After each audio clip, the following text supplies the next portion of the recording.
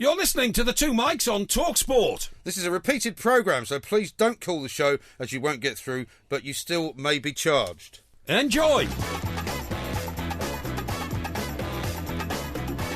Good morning, I'm Mike Graham, he's Mike Parry, you're listening to the Two Mics. We're back from our self-imposed radio silence and refreshed from a break into Balearics. 2 weeks in my case and 1 day for Porky. We'll bring you tales of his surprise visit to ruin my family's holiday, but that's not all. We'll be discussing the feel-good factor after Team GB's fabulous Rio Olympics, whether you should pay someone to clean your fridge, and why your dog really loves you. You're listening to the Two Mics with me, Mike Graham, and Mike Parry.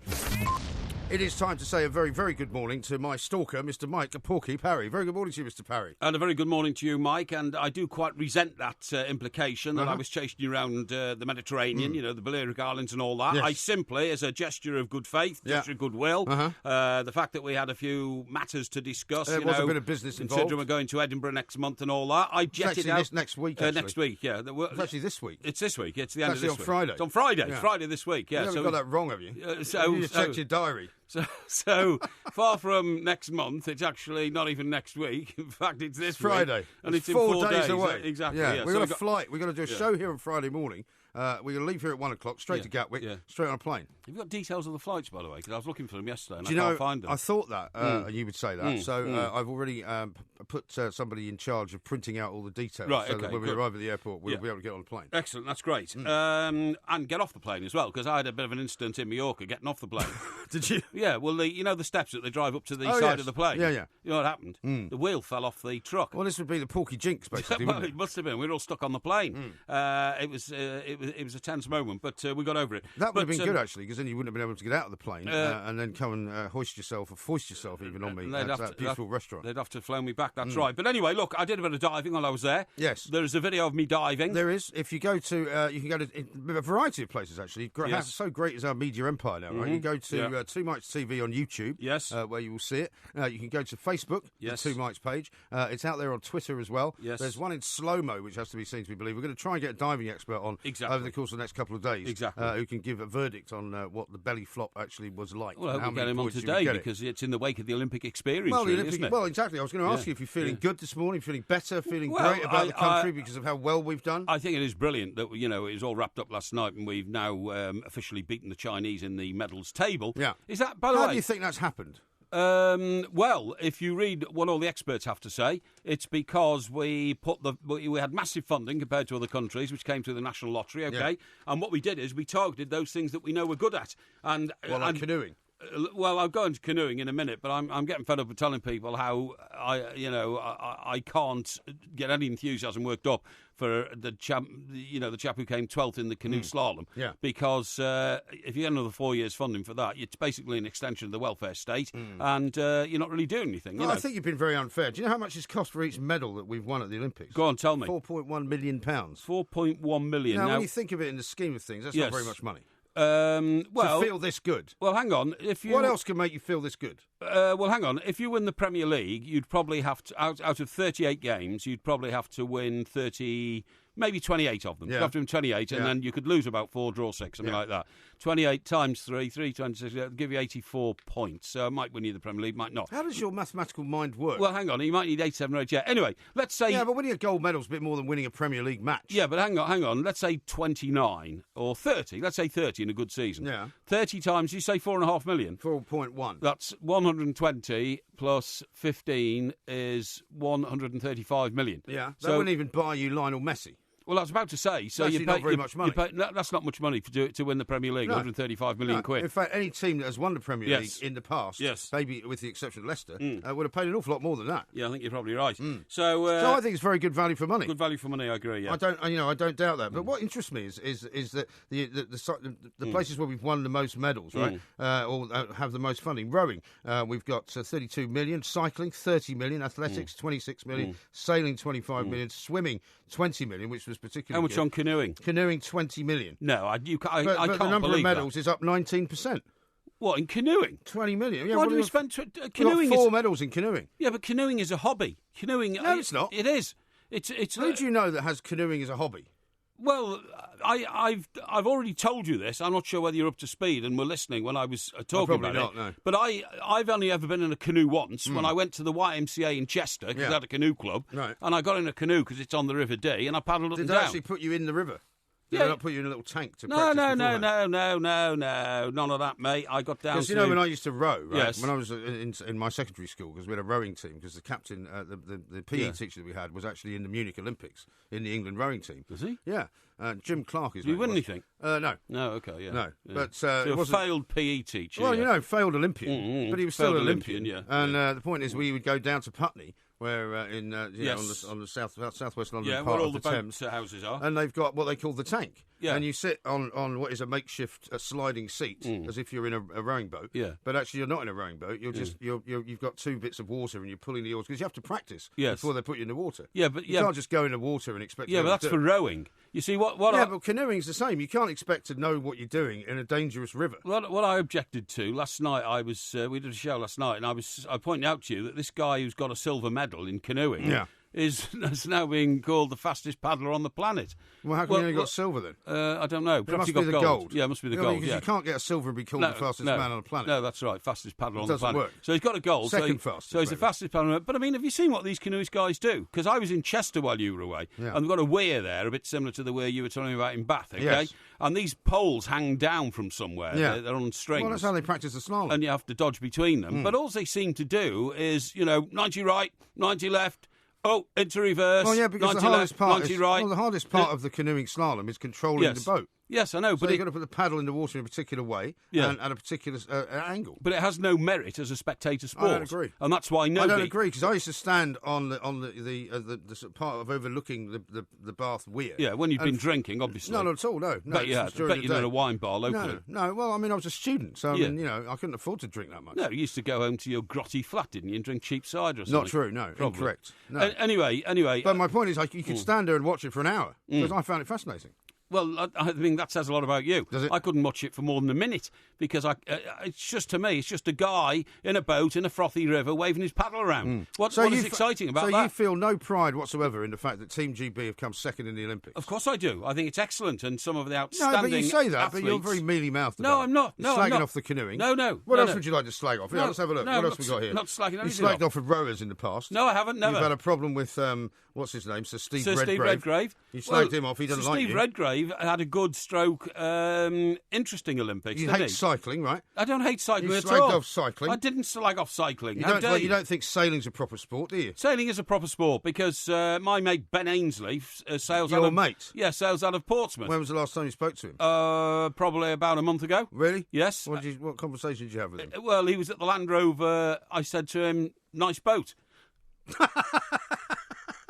So what's the problem with that? Please get rid of this nutter. No. I was down at his hangar where they store the boats for the Americans. I did. Equestrian. What about equestrian? You don't think that's a sport, do you? Well, I have to say, watching a dancing horse, which is effectively what they do in equestrian, no, seriously, is akin more to a circus than a sporting event, isn't it? What about gymnastics? How are you with that? Gymnastics, yeah, pretty good. Except, you know what? Whenever I see anybody on the beam, I cringe because of the thought of them hitting their head or falling off or falling on their back or something like that. Makes me... You worry about that? I watch it from behind the couch. I was... Have you seen the time, by the way? Yeah, we haven't run out of time. We nearly run out of time. Got plenty of time, yeah. But, somebody showed me a little video that somebody's put together on Facebook of what it used to be like in the 50s, gymnastics. Right. And it was literally a guy goes up to a horse and leaps jumps over it and lands, and that's it. Yeah. And then so nowadays, he goes up to the horse, jumps up in the air, pirouettes about 8 times. That's right. Does a double backflip and then comes down. Yes. So it was actually, you and I could have won a gymnastics gold in the 50s. Well, I keep saying that. I keep saying that if I'd have got into a boat, a rowing boat that you're talking about now, a scull or something like that, and rowed up and down the River Thames at somewhere near Oxford for 10 years, from the age of 14, when I'd have been 24, I could have won Olympic gold. Very unlikely. Because that's all you do. What about badminton? Badminton, well... that's a garden sport, isn't it? Well, it's a hobby as well, isn't it? I used to play badminton at the Northgate Arena Sports Centre in Chester, right? And I only used to go there because... such an athlete. Well, no, lots of nice young ladies used to play as well, so I used to get down there and play a bit of that, yeah. All right. What about taekwondo? Taekwondo? No, I've never done taekwondo. Well, would you consider that an Olympic sport? Well, it's a form of judo or karate, isn't it? Well, no, judo's separate. Oh, is it? Well, it's karate. Well, it's a martial art. It's a martial art, yeah, okay. Yeah. And then what about hockey? Hockey. Well, I'm all for hockey. I thought the hockey girls was the one medal. Yeah, but it was gold. The women's hockey team won the gold. 16 million that cost. Sam Queck was the name of the lady who I thought was outstanding. Million. 16 million. Yeah. And do you know what? Do you know one of the reasons why I find her so appealing? She looked identical to a mistress called Mandy in Dallas, who was the mistress of J.R. Ewing. Mandy? Yeah, she looked identical, honestly. I thought, so that's why her. You like the hockey? Well, no, but I mean, it was brilliant to see the energy and the enthusiasm with which they greeted their victory. And anyway, I have a sister. So are you now going to go and start watching women's hockey then? Well, I've watched a lot of women's hockey over the years because my sister played hockey for 40 years. 40 years she played hockey. Did she? Yeah, before her knee went. What did she win? She played for a very prestigious club. What did she win? Ealing Ladies Club. Very, very prestigious. Yeah. What did she win? And then she went Is this Sue Ellen you're talking about? Yes, it is, yes. And then she... So there's another Dallas connection. Yeah, there's another Dallas connection, that's right, yeah. Did she have to retire? And, well, she's had through bad knee problem. Yeah, fair enough. Yeah. We've got loads more to talk about. We're going to talk about dogs. We've got to talk about fridges. And, of course, we've got a few more tales from the Balearics. You're listening to the Two Mics on TalkSport. This is a repeated programme, so please don't call the show as you won't get through, but you still may be charged. You're listening to the Two Mics on TalkSport. This is a repeated programme, so please don't call the show as you won't get through, but you still may be charged. Enjoy. We are the Two Mics. We're here with you all week from 10 till 1. Coming up a little bit later on, because, of course, as people will remember, we've got things like, we've got to Ask Porky tomorrow, we've got Porky Vision, we've got the Porky Quiz coming up. Today we're going to do some listography. We are. Because we haven't done it for a while. That's right. This is where you send us some ideas. Do it, hashtag listography at the Two Mics, and you can ask for us to do, 3 things that we loved, hated, enjoyed, whatever. Yes. About anything, really. Or even maybe the 3 best cars you've ever driven or something like that, you know what I mean? 3 best cars we've ever driven. I don't think we've done that one. No, we haven't done that one. So we'll get some input from the great British public out there. We'll find out what they've got to say. I totally now, agree. Meanwhile, you've been quite busy, I suppose, while I've been away, researching, reading your documents, reading your journals. So what have you got for us? Well, let me tell you this. This expression, it was love at first sight, doesn't actually exist. Doesn't exist. Well, you see, I've never believed it did anyway.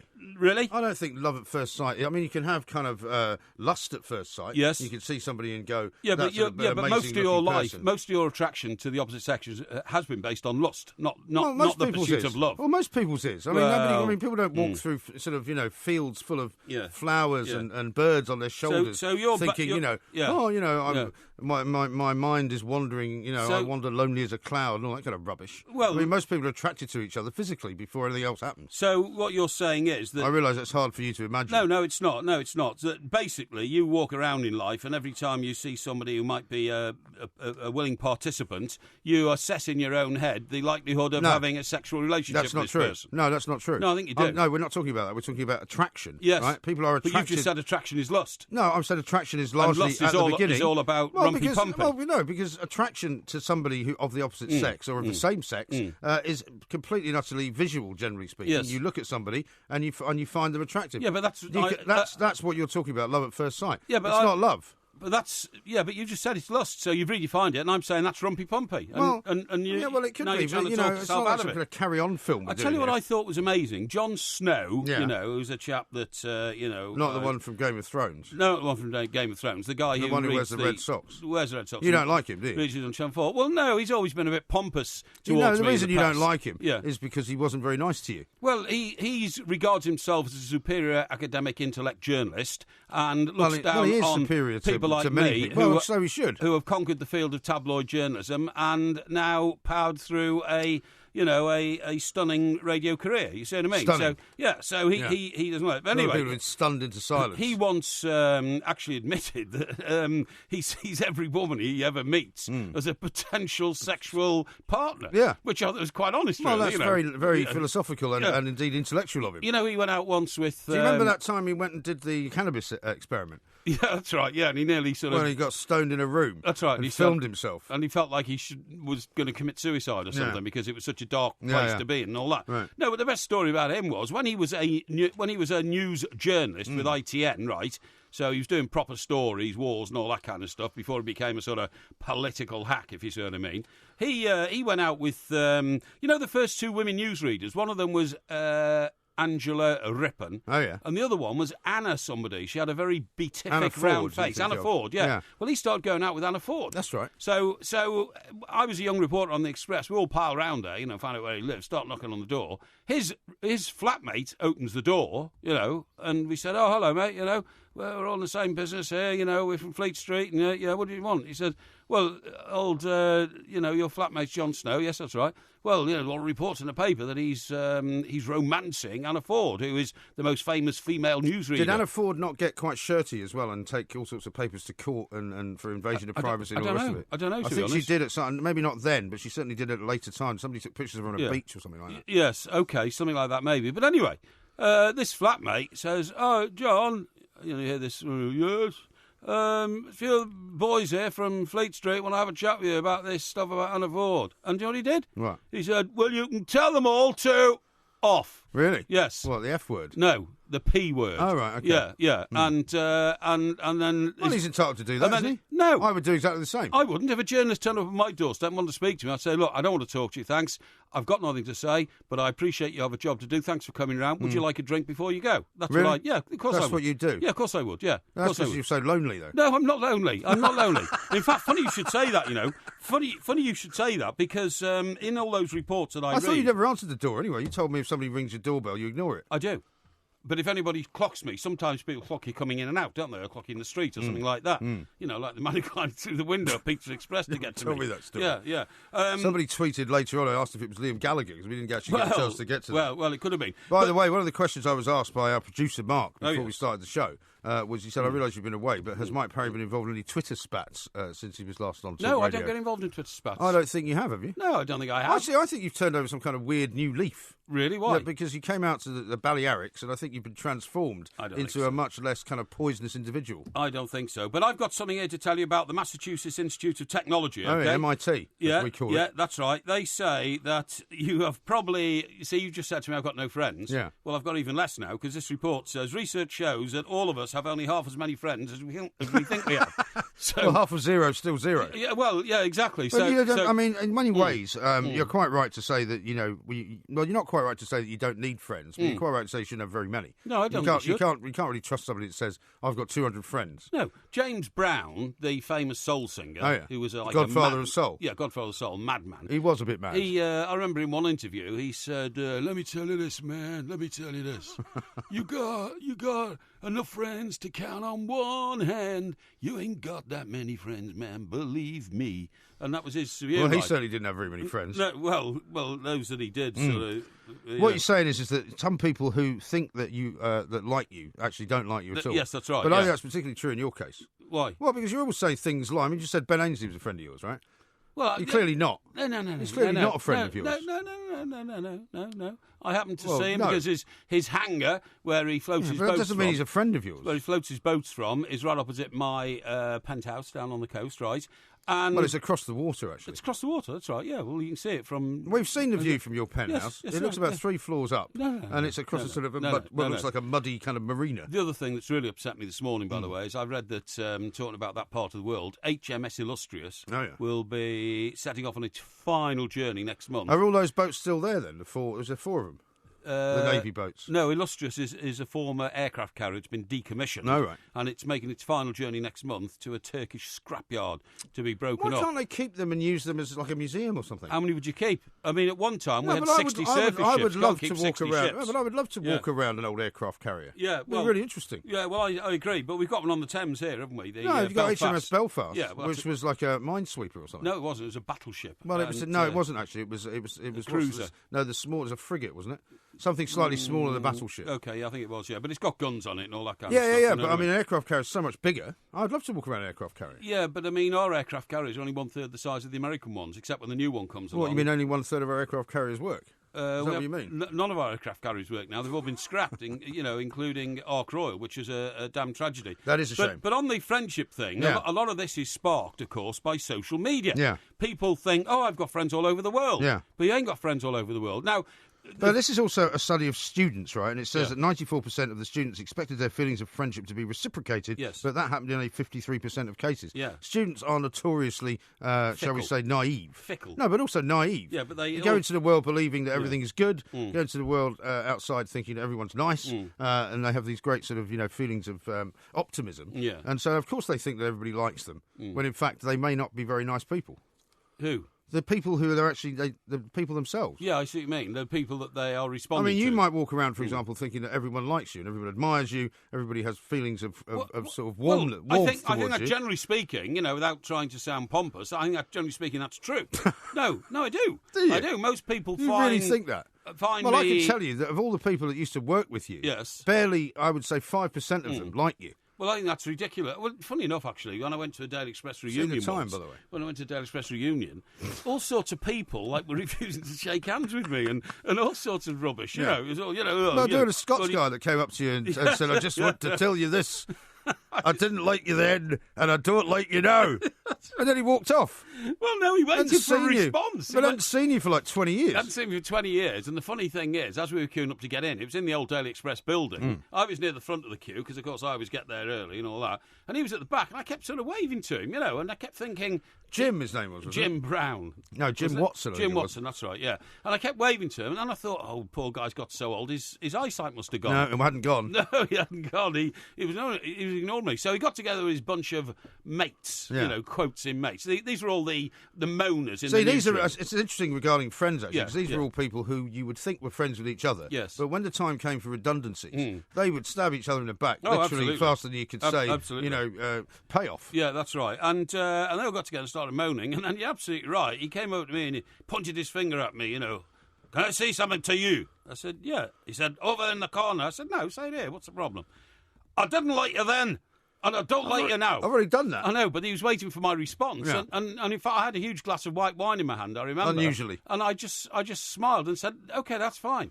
And then he was perplexed and puzzled, didn't know what to do, and he walked off. Yeah. A bit like he was at work. Anyway, we've used up far too much time already. We've got to talk about dogs coming up in a little while. We're going to do listography. I'm just tweeting that out. So if you've got any ideas for what listography we should do a little bit later on in the show, by all means, send it in. Hashtag it listography. You're listening to the Two Mics on TalkSport. This is a repeated programme, so please don't call the show as you won't get through, but you still may be charged. You're listening to the Two Mics on TalkSport. This is a repeated programme, so please don't call the show as you won't get through, but you still may be charged. Enjoy!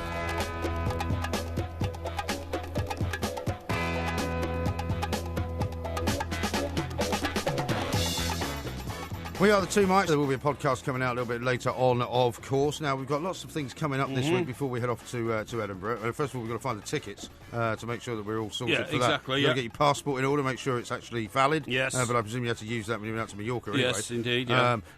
We've already got a couple of listographies coming in. One is name 3 favourite things you did during your holiday. Yeah. I mean, you've only got 24 hours in which to put 3 things in. Oh, I could still name 3. Yeah, I fill my time very productively. What about this one? What about a list of 3 swimming pools where Porky has created a tidal wave after diving in? That's a bit harsh, isn't it? Yeah, well, I mean, there's probably quite a few of those, I would imagine. I mean, if you go to Facebook and have a look at that dive, we will be finding a diving expert coming up a little bit later on. But also in this hour, we're going to be talking about dogs. Dr. Roger Mugford is going to be joining us, animal behaviour specialist, to talk to us about another thing about why dogs actually really love you. I have to say, when I got the dog back yesterday, went up to North London to find him in the countryside in this beautiful farm. And funnily enough, because the breeder that we got him from has so many similar-looking dogs, it's very confusing. You go up you and didn't recognise your own dog? Well, no, I did, but the point is that it's quite sort of off-putting when you first arrive because there's lots of different places where the dogs are. Yes. And there was one particular dog that I hadn't seen before, and that wasn't where Ziggy was put, right? Right. And I looked at this dog, and he was a spitting image of Ziggy. Right. But I knew he wasn't Ziggy because when I looked at him, he didn't recognise me. Right. And he didn't move, and he didn't say anything. That's interesting. You know? So dogs do have facial recognition I think they do, ability. I think they do. And when I went to where Ziggy was, he was jumping up and down. He could see us. He was in a cage? It's a very large cage. See, that's It's a very large cage.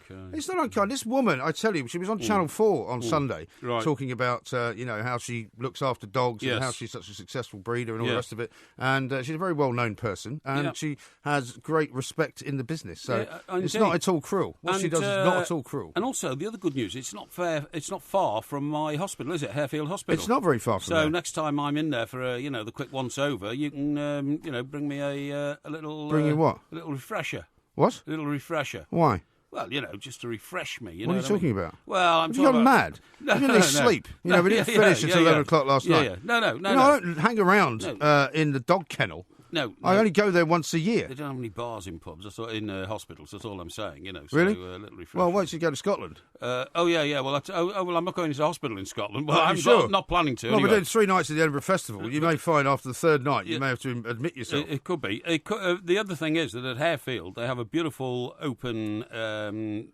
expanse of land, and it goes down to a lake, and you can sit on the lake. And I have had stuff smuggled into me in the past. What? Yes. What? So when you're in having your heart checked out, yes, you have people smuggling in drink? Well, yes, sort of. Are you sure you want Dr. Banner to find out about this? No, but he's not listening. Don't worry. Now, how do you know that? I think he's on holiday. Really? Well, I'm hoping. You're not going to bust into his holiday? No. You're the only guy, by the way, and we did mention this on the show last night, but there's a lot of people listening today who wouldn't have heard that show. You very kindly brought me back some Spanish cigarillos. I did, yes. Because they're a lot cheaper there. Yes, that's right. However, having given me a carton of them, you don't nick to pack it out of it. I had, I'm afraid, yes. It's a shocking thing to do. Well, I had some friends over last Thursday night, and I just got back from seeing you. Friends? And I said, oh, yeah, I'll have a pack of these. So I was quite generous with your cigarettes, yeah, even though I bought them. Even though you bought them, But no, the issue we're going to talk about dogs, right, when we get our expert on. Yeah. Who's that? That's Dr. Roger Mugford. I just told you, Dr. Roger Mugford. Animal behaviour specialist. That's him. Is that the latest report that I've uncovered is that dogs are very clever and they only pretend to like you as a human being so that you give them lots and lots of food. Yeah, see, I disagree with that. You see, there used to be a dog here called... can you remember what it was called? Chip. No, Chip was the second dog. There was a dog before Chip. I don't remember. Brandy. It's called Brandy, right? And I just became too close to it because I used to bring it little tidbits in. But in fact, they weren't just tidbits. I'd bring it a whole packet of those rubbery bones and stuff, And the dog would come through the door and he would bound towards me. He was a guide dog, wasn't he? Guide dog, yeah. It's a guide dog for the blind. Now, the problem is that became dangerous because he became very attached to me, but only because I used to give him food. Yeah. But the difficulty was that is dangerous because if I was walking towards the office on one side of the road and Sean... And Brandy was his dog. Yeah. Sean had the sight impairment. Yeah. He worked here. Now works at Sky. Yeah. He's doing very well. I think he's just left there, actually. Oh, has he? Yeah. Okay. Well, he's You've got to keep up with these things. Yeah, I've got to keep up with these things. Yeah. And the dog got so excited, he lost the discipline that's needed for he might have... So you actually ruined the dog? I did ruin the dog, because... That's the sort of thing you would do. Because the dog might have dragged Sean into the road. But the only reason you do that, right, is because you want the attention. Right, you're not actually. I mean, let's not talk about dog behaviour. Let's talk about your behaviour. The reason that you did that was because you wanted something to love you. You wanted the dog to want to depend on you for anything. So you went completely over the top, ruined the guide dog's ability to be a guide dog for your own self enjoyment. No, I mean I like dogs, so I liked being. They don't like you mostly though, because the last guide dog that was in here used to bark every time he saw you. He did actually. I can't understand. Apparently, he didn't like cleaners. He didn't like cleaners. No, he used to bark at the cleaners. Perhaps that's because they smell of ammonia and all that kind of stuff. No, but maybe you looked like one of the cleaners. Maybe I look like one of the cleaners. Who knows? Yeah, it could be. But no, the point of my story is, when Sean, who then still worked here, got a second dog, Chip, I never once gave that dog any food. I never even patted it because the problem is dogs do become attached very quickly. I mean, Brandy, right, when I had an office here just round the corner... I'd open the office and you had a proper job here. Yes, Brandy would literally be lying across the floor. I'm sure. And I would trip over him coming out because that's how desperate he was to seek my affection in order to get food. I mean, all of that may be true, and we'll find out from Dr. Mugford whether it actually is. But my personal experience of dogs is that they become very attached to you and become part of the family. Yes. And so when if you'd seen my dog yesterday, recognising the kids, recognising their mother, recognising me. Yes. He was very happy where he had been. Yes. But he was ecstatic to see us. Yes. You know, it was a wonderful thing. Yeah. How is the dog-child relationship then? Well, he has to be at the bottom of the food chain. He has to know that. He cannot be anywhere between. I mean, they tell you that when you get a puppy. Yeah. That you have to train the puppy very, very well to make sure that the puppy knows he is or she is absolutely at the bottom of the pack. So the children have to be... The dog has to know children are more important than him. And the children have to learn to give him orders and to make sure that they, we let the children feed him once in a while so that he gets the idea that they are sort of supplying him with food. Because otherwise, if he thinks that he's above the children in the pecking order, it might actually happen that there's a bad incident. Yes, well, that's true. That's what I'm saying. Now, do you have pictures of your your boys, when they were very little, riding on the dog's back. Why do you want me to see pictures of that? Well, because that's a nice family picture at Christmas. No, you don't ride on the dog's back. It's bad for the dog. No, what you normally do is you get a hat out of a cracker, put that on the dog, right? No, that's what you used to do in the Parry household. No wonder the dog bashed its head against the old wall. Excuse me. And then one of the babies or one of the small children usually climb on the dog's back because Labradors are big dogs. They are, and they ride around on it and all that kind of stuff. Well, because they're only 2 years old, the kids were already quite, not old, but I mean they were sort of 7 and 10. Yes, I see. By the time that dog came around. Yeah. So I mean they couldn't really ride, but I mean they'd have pulled him around, they pull his ears. Yeah. And, but they have a lovely relationship. Yeah, that's what I mean. So he doesn't mind when you have to be very careful. Did I tell you, by the way, that my older son got bitten by a dog in Spain? No, now you told me something about this incident, and it was rather worrying. Well, I tell you what, we were in this place called Porto Petro, which was sort of on the southeast coast of Mallorca. Okay. And it was a beautiful restaurant, outdoors. There was a lovely marina, one of those glass-bottom boats was sitting there, and everyone was out having a very good time. There was one couple that I'd seen the day before who looked what I would describe as a bit dodgy. The guy was covered in tattoos and had like rasta his hair in sort of rasta braids, Right. And the woman was also covered in tattoos. And they had this mangy dog, which looked a bit like the sort of dogs you see on the streets of London. Ooh. And they had a rope. Well, actually, I don't see a lot of dogs on the streets of London. No, but with the homeless, those kind of dogs. Oh, I see. With the homeless, right? It just looked like a mangy kind of mutt. Yeah. And when they came into one of the restaurants, they came and sat and had a drink at one of the places we were in the day before. Right. And the waiter went over to the table, and the dog immediately jumped up and started like barking at the waiter. Yes. And I remember thinking that dog doesn't look as if it's a good dog, disciplined, as it were, or it's just a bit mad. Anyway, so we'd had this meal, and happily my daughter's fiance was paying for the meal, so I left with the kids. We went for a little walk and to look at the boats, and they started running around. And I said, look, just be careful, there's a dog over there. Yeah. And, of course, my older boy didn't listen, and he ran towards the dog. And I just heard the dog barking. Right. And I didn't see anything happen because it was dark. And suddenly he came back and he said, I think that dog just bit me. Yeah. And I was astonished because, you don't expect dogs to bite, really. No, of course you don't. And in this country, if a dog bites a child... And was your lad shocked and in tears? Well, he wasn't actually in tears. I think he was just in shock. Yeah. He didn't start crying till later. No, right. And I had a look at his leg, and it didn't look as if it had torn his shorts, and he had a little mark, and it wasn't, at that point, it didn't look like he had broken the skin. Right. So I was sort of relatively relieved. But I didn't know what to do, whether to go and approach these guys, because they didn't look... They were living on a boat as well. Right. So they looked Do you know what nationality they were? Well, they were speaking Spanish. That's what I mean. It's only to determine if you could communicate with them. Bizarrely, the guy was wearing a Leeds United shirt, which I thought was very strange. Yeah. But anyway, it ended up that we took him to the A&E, had him checked out. You had to have a tetanus injection. Well, he'd had one a couple of years before, so they said it was fine. They looked at the wound, they said it was fine, but he's still got a really big mark. Yeah. I went to speak to a woman that we'd got to know who ran the local supermarket, and she said, well, I'm a member of the nautical club. Yes. I will make sure these people are banned, and if they're still here with the dog...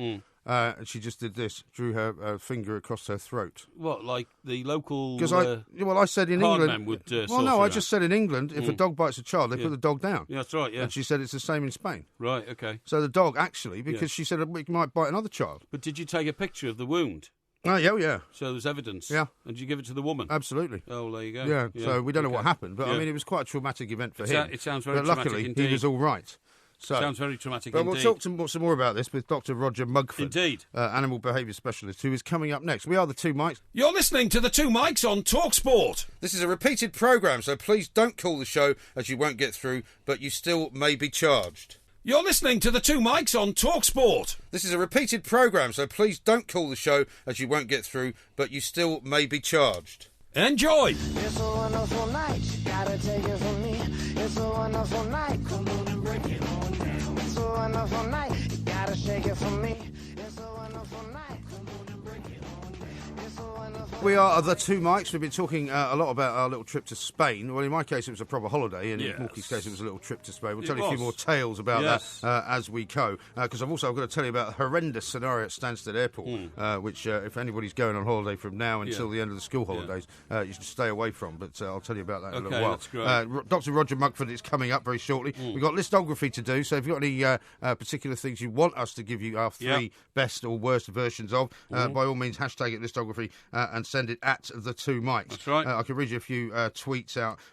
Talking rubbish could be an Olympic sport. Porky would win gold every single time, says really? Gemma. Really? That's very kind, isn't it? Yeah. That's good, isn't it? That's from Gemma, is it? Yeah. And Michael says this. I thought she was a sort of a supporter of mine. Well, obviously not. Yeah. Michael says, shame me and Lee missed you on Friday. He was visiting family in Seager's Court next to Ben Ainsley's HQ. Oh, really? Yeah. Oh, right, OK. Well, sorry about that, folks, and next time I'm down there, give me a shout. Well, maybe you should give Mr. Ainsley another call and organise yourself to actually get some people down to see him. Absolutely. Now then, here we go. Robbie, you see, you've put the poison in now with all our millions of listeners, right? Because Robbie says, here we go again, get the violins out. Porky's crying about his fake heart condition again. Yeah, you see, you try and tell everybody there's nothing wrong with it. Because there isn't anything wrong with you. Oh, You've got really? 49. I've got the letter that says 49% of your heart is now working, so it's actually improved from 33%. No, that was a capacitator account. No, really? The point is, only 33% of the pumping action is effective. Okay? Really? Well, I can believe that. I keep trying to tell you this. I can believe that. 33% of your brain is about the only bit that works as well. But let's go to Weybridge in Surrey and talk to Dr. Roger Mugford, Definitely. animal behaviour specialisto, because you claim that only people who feed dogs are loved by dogs, and actually dogs don't love you for any other reason. I think he's going to agree with me, and that's complete nonsense. Dr. Mugford, a very good morning to you. Mike, I'm so pleased to agree with you. It's complete nonsense. It's official. There you go. So, Mr. Parry, I don't know where you've read this rubbish. Okay. But I can tell you, I've got a Labrador, Dr. Mugford. I just went to pick him up after being away for 2 weeks, and you've never seen him so happy. Well, that figures. Well, let me tell you, Doc, it's very kind of you to come on. Thank you very much indeed. All I'm doing is reading a report, right? And this report, let me have a look here. It says that brain scans of dogs have shown that in general they seek praise as much as they seek food. And exactly. And some even prefer praise to food. But you see, I don't get that at all. Not Labradors. Well, no, exactly. I mean, a Labrador will eat anything, won't it, Doc? Yeah, but I've got a Labrador, and he will eat anything. But when it comes to it, his reaction, if I've been away for 5 minutes, let alone 2 weeks holiday, is that ecstasy and joy that I'm sure is genuine. And apparently those love bits of the brain that apparently light up when we see our lover or our wife or whatever it may be. Yes. The same bits of the brain light up. And by the way, there were 15% of dogs in that study, that brain study, that apparently where food was more important than affection. Well, exactly, because I was going to put this to you. Is that breed specific by any chance? I suspect it may be. And yeah, sure, there are some dogs that they just in it for self-interest, and that they are selfish. But most dogs are altruistic. They're so committed to us in terms of love and the imprint on us, obviously from an early age.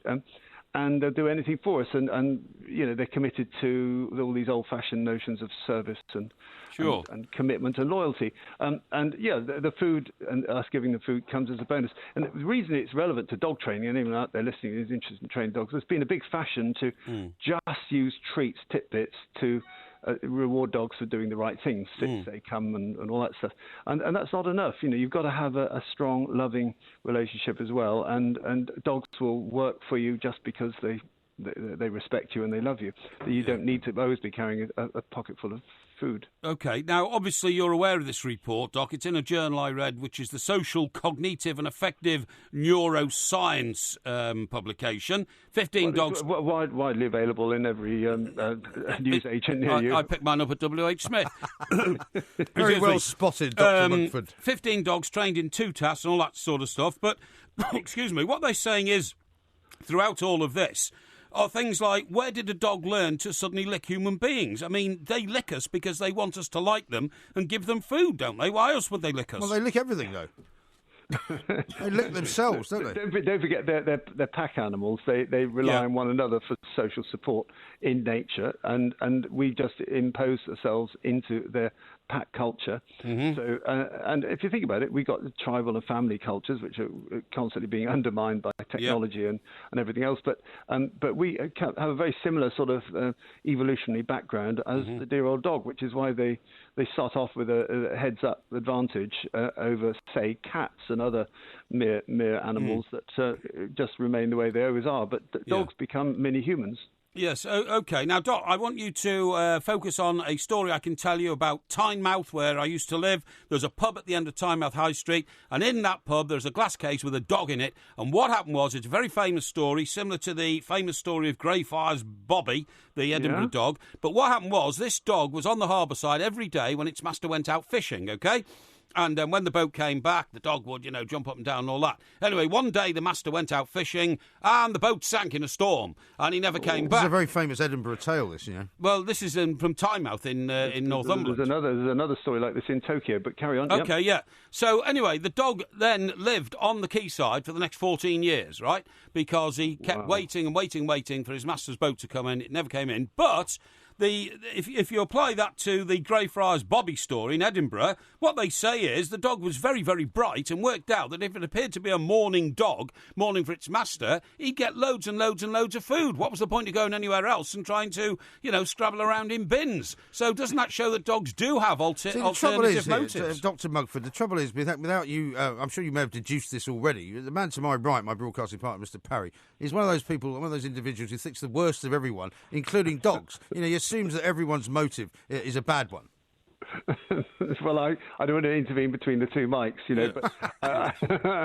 but Mike Parry, I do think you're being a bit hard on the Greyfriars Bobby, which is one of those sort of stories which, it's like the Sermon on the Mount and all these sort of religious stories that were imprinted into our society, and that's one of the great stories of dog loyalty. But I suspect my dogs wouldn't be quite as, if I walked away and didn't come back, I don't think mine would be in a terrible. But is there? I mean, this is a serious question. I mean, if, say for example, something did happen, because when a dog dies, people mourn, and especially if it's been a family dog for many years in the family. I mean, if the dog's owner does die, I mean, does the dog grieve, physically? I've seen cases, and he did one or two cats even, because we mustn't make this all about dogs, because this is Lou loves cats too. A few cats mourn, and lots of dogs do show definite mourning signs, upset, distress. But on the other hand, I only own dogs that have been cast aside or rejected by somebody else. So all mine, we'll call them rescue dogs. Dogs do reattach, readapt to new home circumstances. So nip down to Battersea or the dog's home and adopt a dog rather than buy a puppy, because mostly they do form the same sort of loyalty bonds that they had to their first owner, to you, the second or third owner. Sure. So over time, Doc, has there been an evolutionary process? Because presumably the first dogs who were ever on the earth didn't have humans looking after them, because cavemen didn't have dogs. So these dogs would have to go around. How do you know cavemen didn't have dogs? Well, I've never seen a picture of a caveman with a dog. You've never seen a picture of a caveman? All you've ever seen is a drawing. A drawing, you idiot. I mean, they didn't have sepia in those days, or Reuters or anything. Can you just shut up for a minute, right, please? So presumably these dogs would have to go and find their own food. Now dogs don't hunt for their own food now anymore, do they? Well, yeah, but why wouldn't they? I mean, they hunt, many of them hunt. Some of them still go and fetch rabbits and eat them, and squirrels. Well, that's very rare these days. I'm on our farm and I'm looking at one right now, a German Shepherd, and he'll go out and he brings back 3 or 4 rabbits for his mates. He feeds the rest of us. He thinks we all need to eat rabbits. So, what, do they eat them raw? And he will eat them raw. Oh, God. Of course, it's sautéed with some fava beans and a nice Chianti. No, but what I mean is, you talked about hunter dogs. These dogs that go out and, get the old partridges, not what they're called. Grouse. The grouse, that's right. The grouse that are shot down all over Yorkshire. You get a partridge. And all that sort of place. I mean, they don't eat those birds. No, they would be very severely reprimanded if they did. No, they have to gently bring them back and lay them at their master's feet, because they're trained to do that. But also, you've got to hang them first, anyway, haven't you? Yeah. So, but going back to your very interesting point about the long-term evolution of the dog, humans have been around with dogs for, 15, 20,000 years at least, and some say longer. And during that time, we've obviously selected for individuals that did show these loyalty and sort of service-oriented tendencies. So, and the ones that were independent and buggered off and did their own thing, well, they weren't bred from, and the offspring weren't kept. So domestication is a continuing process, still happening. Yeah. We still select for different traits and different breeds of dogs, and they're for us all to see and to enjoy, of course. But basically, if humans didn't feed dogs now, certainly in a civilised society like ours, the dog would die. The dog would die of hunger, wouldn't it? No. Dogs. No. There are lots of places in the world where dogs have gone feral.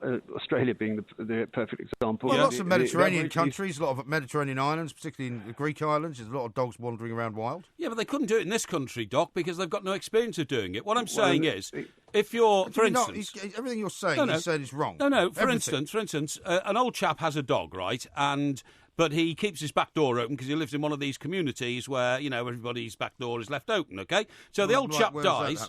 Well, it happens in places like the East End of London 50 years ago, you know what I mean? All this kind of stuff. So anyway, the old chap dies, so the dog thinks, oh, I'm not getting any food for him today, he's dead. So I'll just wander off and try and find somewhere else. Now, unless the neighbours sort of took him in, then the dog would have a battle for survival, wouldn't it? Because it has no instincts to hunt for food.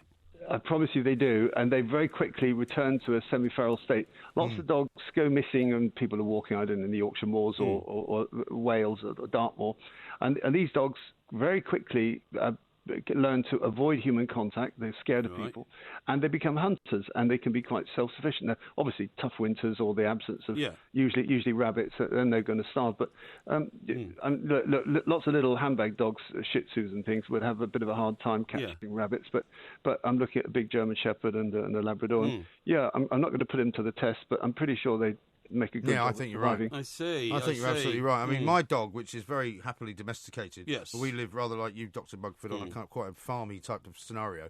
And, there's rabbits there. And, I mean, he sees a rabbit, he takes off. He's never caught one yet. But, I mean, he takes off 100 miles an hour to try and get them. He sees anything coming into the garden. The old hackles go up on the back of his neck. Yes. It's his territory. He's chasing foxes away all the time. They are not far away from what they would kind of, what their instincts are. Yeah. The wolf is just below the surface. Exactly right. A bit like Mr. Parry. Dr. Mugford, thank you very much indeed. Doc, Dr. thank you very much indeed. Who I have to say said almost everything you said was wrong. No, he didn't. We'll talk some more about this qualified. In the next hour. We're going to talk later as well about the Olympics, a bit more to say about that. And, of course, we're going to do listography. We've had some great ones coming in. I'll tell you some more about that too. It's Mike Graham and Mike Parry. We are the Two Mikes. You're listening to the Two Mikes on TalkSport. This is a repeated programme, so please don't call the show as you won't get through, but you still may be charged. You're listening to the Two Mikes on TalkSport. This is a repeated programme, so please don't call the show as you won't get through, but you still may be charged. Enjoy!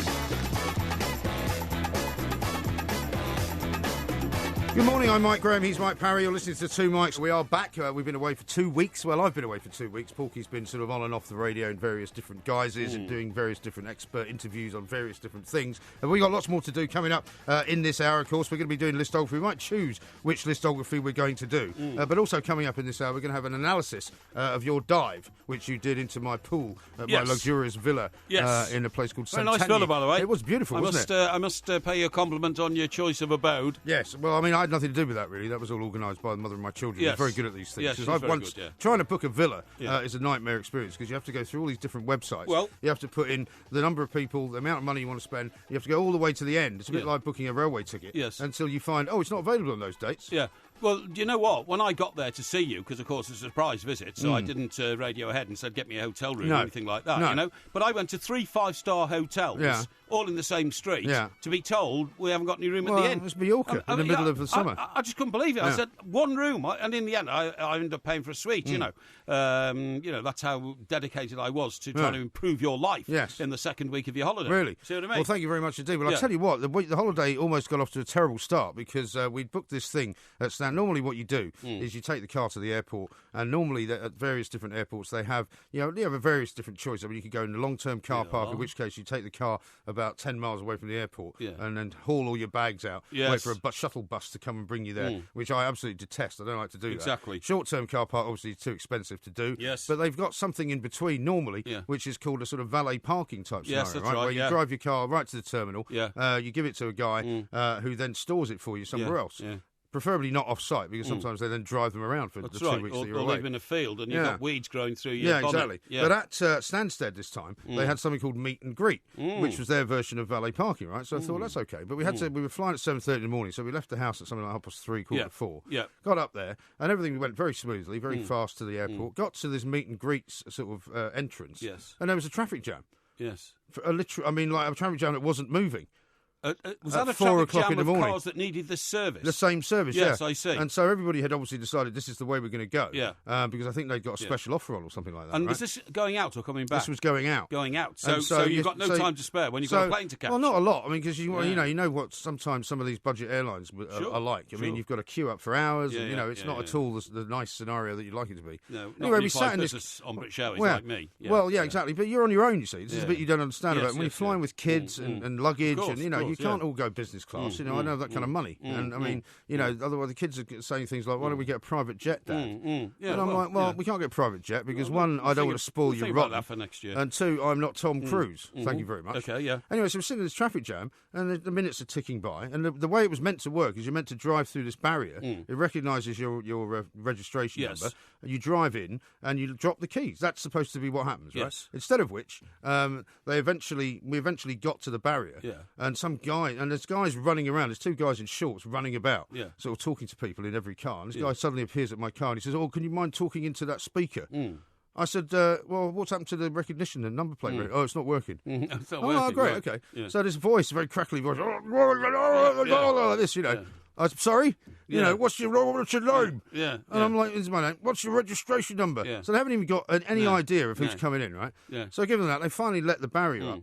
The guy goes, "Oh, can you go and park over there?" I went, "Yeah, okay, what do I do then?" He says, "Oh, just go and hand your keys in at the office over there." Right. So we get all the luggage out, we stretch across the tarmac, we get to this office, there's a queue of about 200 people. No. In a line. Is this 5 o'clock in the morning 5 o'clock in the morning. And everyone's standing there going, "What are we supposed to do here?" Yeah. Well, who's taking the keys? Well, there's one guy inside in a hut. Kiosk or inside a hut. Yeah. Right? Yeah. And they're all waiting to be seen. And some people who were there at this point were going, "We're flying in an hour." Yeah.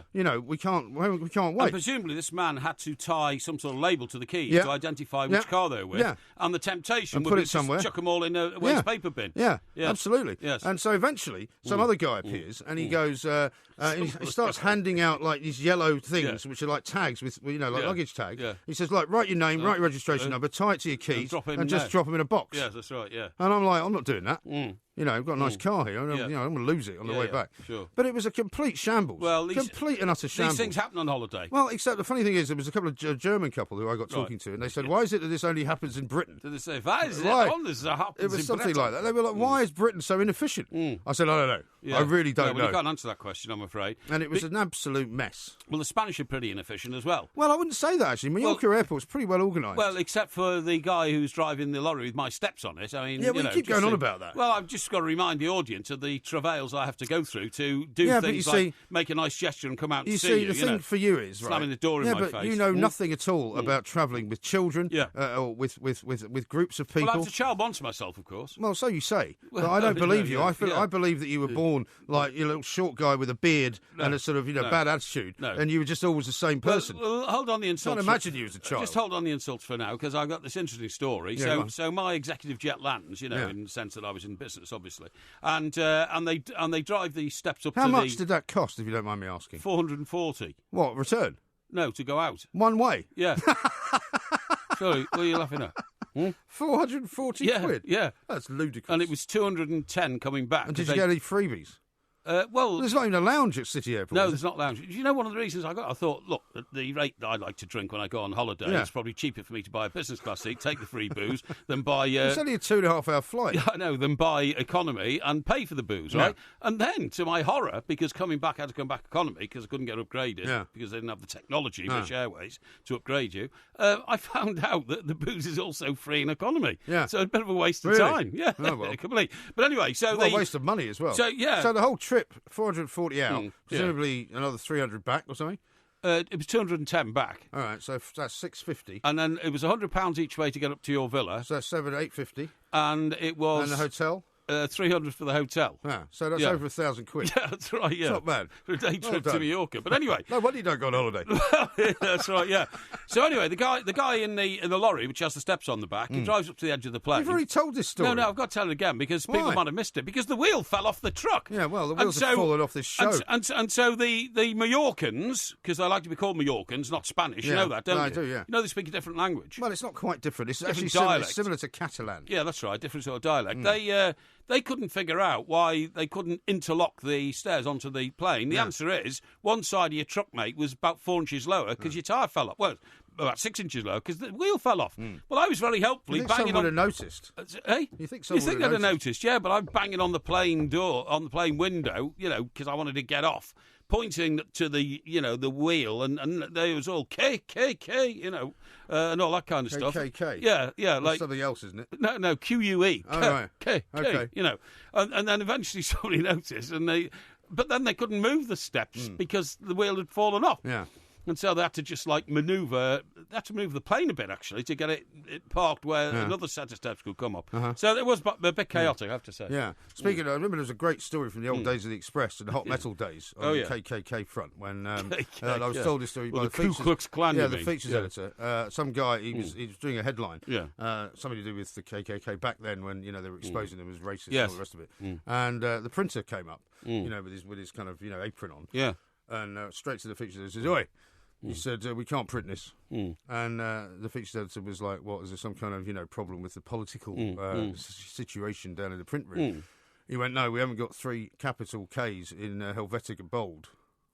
I haven't got 3. You don't know what I'm talking about, do you? No, I don't know. No. So you worked in newspapers all your life. That's right. Do you know what Helvetica is? Helvetica is a form of type. It's a typeface. Yes, that's right. Yes. And he said he didn't have 3 capital Ks. In Helvetica bold. Right. In 72 point. Right. So he couldn't print the headline.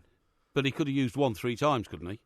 No. Why not? Because hot metal is individual letters. Yes. So you need 3 of them. Yes. You can't do one and then another one and another one. You have to fill the line with 3. How much do you not know about printing? Well, hang on. I don't understand that because the fact that he didn't have 3 separate individual capital casts, Ks, so to speak, the casts, should not have prevented him printing KKK. Why? Well, because you've used the same one 3 times. No, you can't do that. You can. No. Do you not understand the way liner type works? Yes, of course I understand the way liner type works. You have to fill the line out with individual letters. Okay, so supposing then that feature editor had wanted a headline which said Kojak dead. Yeah. Right? Yeah. Would he have been able to do that if he wanted the same type? That's what I mean. 2, but he didn't have 3. No. The papers were never stopped from printing because of the lack of fonts for letters. I'm sorry. Yeah, well, they weren't. This one was. Oh, I don't think it could have been. Yeah, well, it was. Yeah, Never mind. I don't know how I'm able to explain that to you. Yeah, well, I don't think either of us understand enough about printing technology, I know an to awful be lot honest. about printing. I was hired by the Mail on Sunday as a production guru for the first ever publication of Night and Day magazine. Oh, well, that's excellent, yeah, but you know nothing about printing. I mean, you're going to tell me now your father was a genius, a printing genius. Well, actually, he was a lithography genius, and he was a typography genius. Yes. He could actually write by hand in Times numerals. Yeah, okay, well, that's very good. I agree. But, I mean, did he know all about the KKKs? Yeah, he did, yeah. Yeah. So what did he say about it? Well, I didn't ask him. Why? Because it didn't come up. Well, I would have done. I'd have gone home and seen this genius of father of mine and said, "You won't believe this, Dad, but they couldn't print the paper today because they didn't have 3 It's not my story. giant-sized KKKs It's not my story. in Roman numerals or whatever." Dear God. Yeah? I mean, if everybody hasn't now gone for a lie down, I mean, it's worse than talking about the Labour leadership crisis. The leadership crisis. Which we're not talking about because it's too boring. You're listening to the 2 Mics on TalkSport. This is a repeated programme, so please don't call the show as you won't get through, but you still may be charged. You're listening to the 2 Mics on TalkSport. This is a repeated programme, so please don't call the show as you won't get through, but you still may be charged. Enjoy.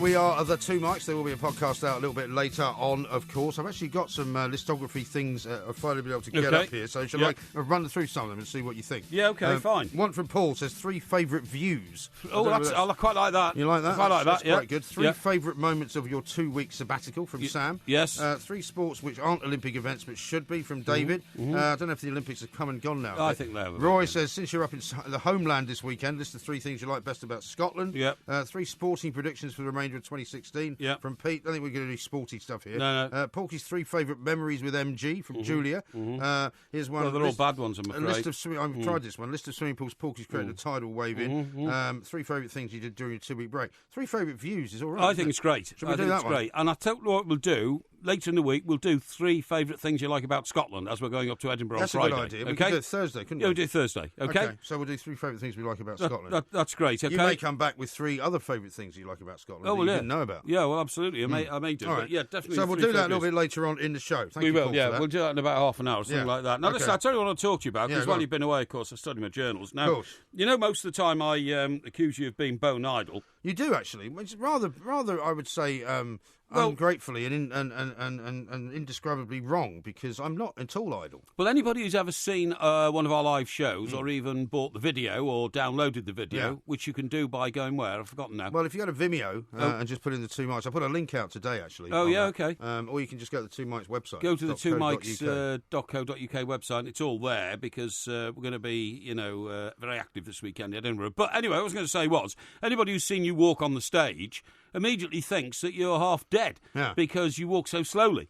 And you saunter. You don't walk, actually. You saunter. And I think this is some sort of affectation to make you feel as though you're some sort of, smoothie, elegant type guy in a suit and all that kind of stuff. Well, you know I mean, what I mean? compared to you, I am a smoothie, elegant type Well, guy in a suit. I always dress in attire for the stage that I think is fitting for the occasion. I don't dress Pierre like Cardin just going shirt after with checks. No, I've never worn that. Purple trousers. I don't know why you mock Pierre Cardin. It's one of the world's great fashion names. No, it isn't. is. It's a Sports Direct £4 special. I've never bought a shirt from Sports Direct. Well, you buy everything else from there. I got it from I don't. I got it from the Pierre Cardin shop. Anyway, listen. Yeah, go on. The latest research I've got is that actually scientists have found a link between bone idleness, which I would say you were, and cleverness. Very bright people tend not to do very much. They spend their time thinking. So, well, the thing is, it's a bit like that old saying, isn't it? There's no point in having a dog and barking yourself, which is one of my dad's favourite ones. And actually, the thing about you is that because you're constantly rushing around, and you're like kind of the road runner, there's a sort of cloud of dust around you all the time because you're moving around so quickly. I mean, I walk down the road with you, and within about 10 seconds, you're about 3 yards ahead of me. Well, that's because I've got places to go in life, which you don't even consider. Yeah, but we're going to the same place. Yeah, well, and you're I walking get ahead there of me. first. I always get there What's first. the point of that, though? Well, listen, it's a bit like. Say? Well, hang on. There's plenty of time. Yeah.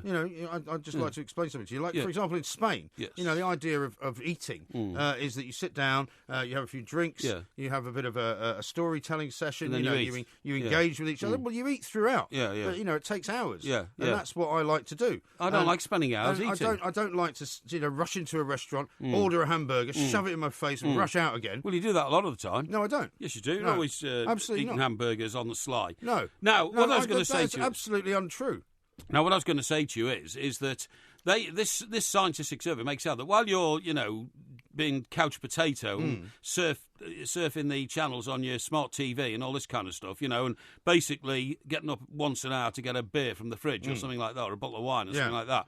I'm, very active, organising the next event we're going to, organising tomorrow's show, organising, plans for the future, keeping my affairs in order and all this kind of stuff. Well, yeah, but if you need to spend that much time doing it, then you're clearly not doing it very well. No, you're but probably anyway, doing it inefficiently. Anyway, apparently the couch potatoes sit and they just think a lot, and then when I've sort of worn myself out with energy, you suddenly pop up like it's like a light switch going on in your head with a bright idea, and that's how you move forward in life. Well, Whereas, you see, you were supposed to have spent some time not only as a newspaper executive, but as a major titan of various organisations, including Talk Sport.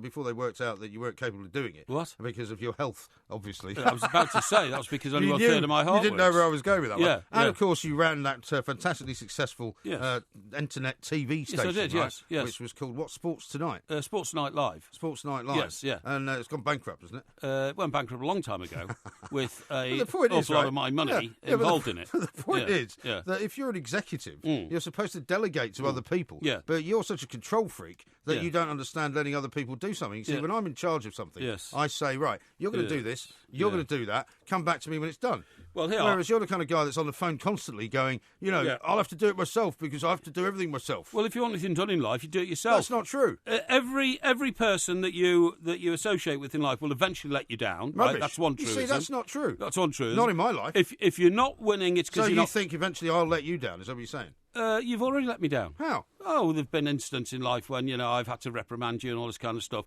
Well, what's your definition of being let down? Well, not fulfilling your obligations towards the working partnership, okay? Right. Yeah? What, you mean like quitting? No, I don't mean that. No. The second one is if you're not winning, it's because you're not trying hard enough, also right? rubbish, nonsense. And the third one is if you really want anything, if you really want to be certain to get anything done in life, you have to do it yourself. Yeah, but you don't do most things yourself, do you? Now, hang on. Did we try to make a video when we were out in Mallorca last week? We did make a video. And who, in the end, had to actually get it to where it was going? You did. And how did I do that? Because you were going back to London. No, because I flew home with it on a laptop, got back here. On and an iPad. Thanks to the kindness and the skill of some colleagues, that we work with, they got it sent to where it had to go. Yeah, but whose idea was it to give it to you to bring back? Mine. No, it wasn't. It was. No. Whose idea was it to go out there and do it in the first place? Mine. Well, no, it wasn't your idea. You see, this is the problem. You believe that everything revolves around you, right? Yes. That you make every single decision in our partnership. I make most of the decisions. No, you don't. I do. No. You have no understanding of what happened when we were there in terms of the shooting of the video and why we couldn't send it, do you? No. Would you like to explain why we couldn't send it? It was the size of the file and Wi-Fi capacity. Yes. Yes, thank you. Really? So I got that, didn't I? Yeah. Because I told you that, didn't I? No, because I worked that out. No, because I told you that.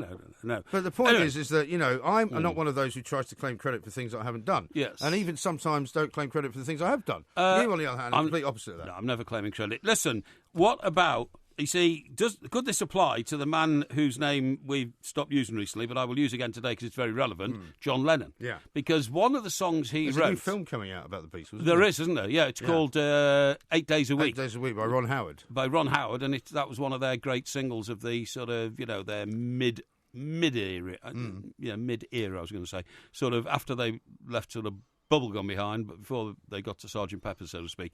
Now, what I was going to say is, one of the songs he wrote went like this. Everybody tells me that I'm crazy. It goes like this. Everybody tells me that I'm lazy. I don't mind. I think they're crazy. Running everywhere at such a speed till they find there's no need. Yeah. Now, do you think that sums up exactly what we've just been talking about? I think it does, because that's exactly what you do. And you think, you assume that activity is visible, right? And it's not. Activity is not visible. Ah, you see, you're trying to say that it's all mental stuff. Well, what I'm saying is that while I am, sitting here or sitting on a couch somewhere or sitting on a train or sitting on a bus, I'm constantly coming up with ideas. Yes. Constantly doing things in my head. No, you're not constantly coming up with ideas. Whereas you are constantly running from one place to another, stopping at every pub in between, which is partly why it takes you so long to do everything. Quite a lot of the time when I'm, trying to communicate with you and say, what have we done about this? What are we doing about that? It's a kind of, I'm on the case. I know you're not on the case. Everybody tells me that I'm lazy. Why do you think you have to sing? I don't care. It's not called Sing Radio. I think they're crazy, rushing everywhere at such a speed. What's the name of the song? Till they find there's no need. Yeah. I'm only sleeping. Oh, yeah, that's on Revolver, isn't it? It is, yeah. Very good. I played that one to you in Mallorca as well, on my information device. Oh, did you? You like one of those guys. I don't remember hearing that one. Don't you? No. Get Back. Where? Get Back where? Hey Jude. Yeah, no, we didn't. Play, I think we did play that. Yeah, we did. Yeah. Now we're almost out of time. I've got a great note here from our good friend Donald up in Edinburgh, who's going to be showing us around the city, of course, as part of his promotional activities while we go up there to do some shows. As he had a terrible experience with Europcar over in Pisa, he wants to share with us. So we're going to get into that. You're listening to the Two Mics on TalkSport. This is a repeated programme, so please don't call the show, as you won't get through, but you still may be charged. You're listening to the Two Mics on TalkSport. This is a repeated programme, so please don't call the show, as you won't get through, but you still may be charged. Enjoy.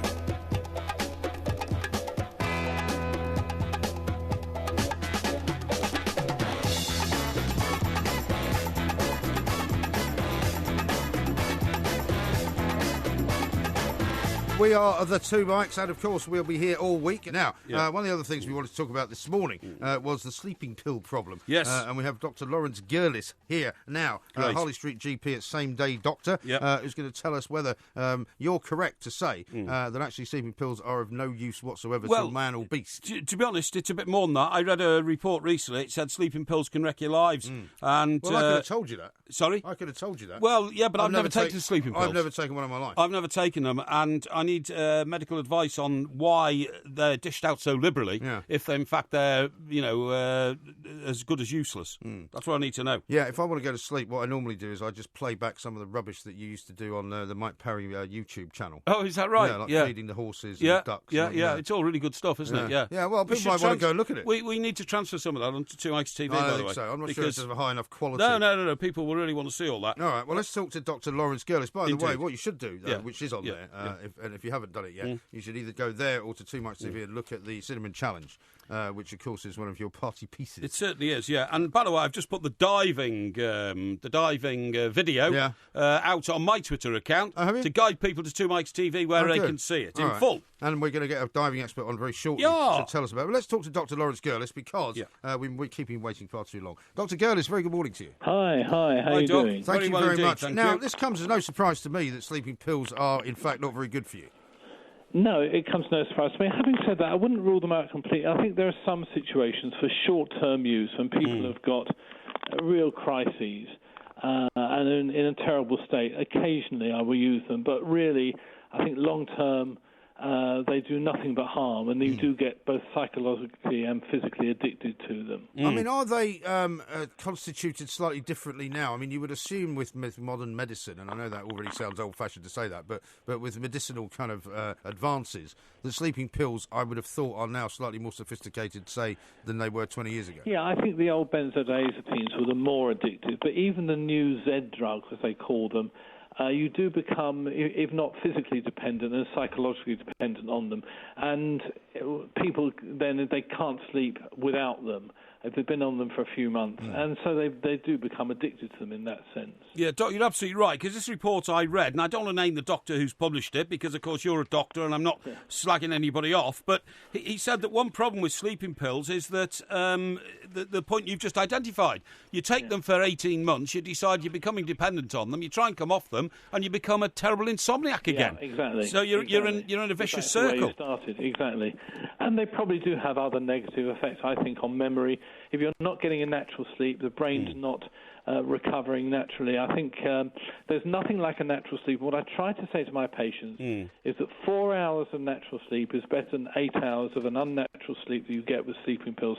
So if you are lying awake, it's not terrible. But I know what it's like at 2 o'clock in the morning when all the troubles of the world are on your shoulder. And if you can blot that out, that's what sleeping pills do. But they don't give you a natural sleep. Yeah. The sort of rapid eye movement sleep that we all need. Yeah, and I find the most depressing thing about a scenario like that is you get to about 5:30, say it's autumn and the light's just coming up, and then by about 6:30 you really could do with 3 or 4 hours sleep. Yeah.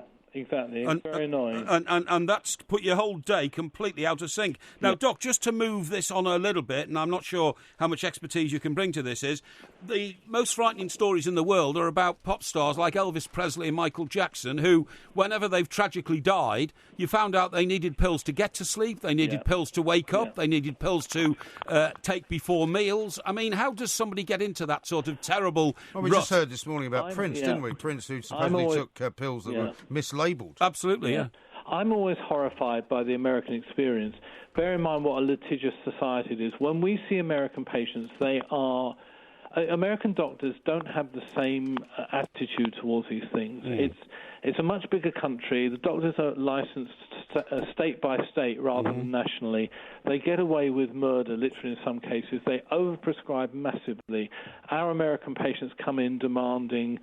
Ritalin for their ADHD, Vicodin, all the pills in the world. It's a horrific experience. And, of course, the pop stars doctors, they're under more pressure to just give in for the request from those doctors. And I've often said to my patients, especially, I see some high-profile people, I don't want to end up like Michael Jackson's doctor or Prince's doctor because, you prescribe something that the patient is asking for in the nicest proper way and paying you heavily to get them, and you'll end up doing something thoroughly unprofessional. But the American experience is disastrous, and I don't know how they got themselves into such a mess. But they're very much a country that, because a couple of my kids grew up in America, they're very much a country that medicates for everything, aren't they? I mean, exactly. They don't. Exactly. I mean, they call it preventative medicine. Yeah, exactly. And it's a shocking state of affairs. Yeah, absolutely. Doc, if it is such a huge part of our lives, sleeping, why haven't the medical world been able able to come up with an alternative to sleeping tablets. I mean, for instance, you know when you go to a hotel sometimes, they leave one of these little sachets on your pillow and say, put this on your pillow before you... And it's supposed to be like some sort of natural balming sort of... There are alternatives. I mean, interestingly enough, one of my colleagues came in today wanting to prescribe some melatonin for a patient. Yeah. A patient who said, I don't want sleeping pills, but it's worked for me in the past. Yeah. I mean, melatonin is sort of natural. There are some herbal remedies. I think you're right. I think we do need to be looking more at these alternatives and see what we can come up with. Well, particularly as I read sometimes horrific figures, like 40% of all accidents on motorways are due to people falling asleep at the wheel. Yeah. You know, if society's got a problem that's that big, I'd have thought by now we'd have started diverting funds from things that we don't necessarily need, like, you know... Well, like the Olympics. Not like the Olympics, but like, you know, huge sort of wind power mills and things built off the coast and started trying to let people, you know, live orderly lives with enough rest. Yeah. No, I think you're right. Dr. Gerlis, well, thank you very much indeed. I mean, Thanks, so Doc. if people are listening to this who take sleeping pills, Yes. As a general rule, I mean, do you have a kind of a cut-off point as far as how to tell when someone's maybe taking too many? I mean, if you're taking them, twice a week, is that too much? I think anyone that's taken them for more than a month is in trouble. More than a month? More than a month continuously, they're in trouble then, Right. yeah. Yeah, Okay. but then they're back into the cycle we talked about. They stop taking them. I mean, for a lot of people, I presume that these sleeping pills are just a placebo, are they? No, I think they really work. I mean, they send you to sleep, but it's not a natural sleep. I mean, Yeah. I don't think... I mean, people like to have them there. In that sense, they're a placebo. People feel reassured they've got something. And I sometimes say to people, look, you've got them there, but don't take them. Yeah. And that sometimes works. They know they've got something they can take if they're in desperate trouble. Right. Well, the thing is, Doctor, that's very good advice. You've never taken a sleeping pill in your life, No, so never, you can't no. possibly know what it feels like. That's Dr. Lawrence Gerlis there from the Harley Street Operation Same Day Doctor. Yeah. How about this that I'm going to read out to you now from Donald McLeod up in Glasgow. Right, He was go out on. in Pisa recently, right? This is a letter he sent to the Europe car people, right? Thank you for making me walk about 1.5 kilometres when I tried to return my car at 4 a.m. On the 16th of the month at Pisa International Airport. I'm sure over the coming days I will feel so much better for the enforced exercise. No one in attendance to receive the car. Depends how No much he's had to signage drink. as to where to return. Well, he was driving a car, so obviously nothing. Yeah. Drop the keys. No lights in the building where, after trekking to and from the terminal, and thanks to a passenger who had also been forced to endure the trek and told me where it was, I eventually found the drop box. I'm surprised that no cars have been stolen, given that some people must just leave their keys in their vehicle, as it's so hard to find the drop box. Oh, the car, an orange Jeep Renegade, was awful. I would check the steering, as when driving on the motorways, the steering sometimes felt it was disconnected from the wheels. Very scary, especially given the awful driving of the other road users, drivers who think your roads are adult-sized electric sets for petrol heads. Yeah, not good. No. Not good. That coincides with your experience getting your car back as well.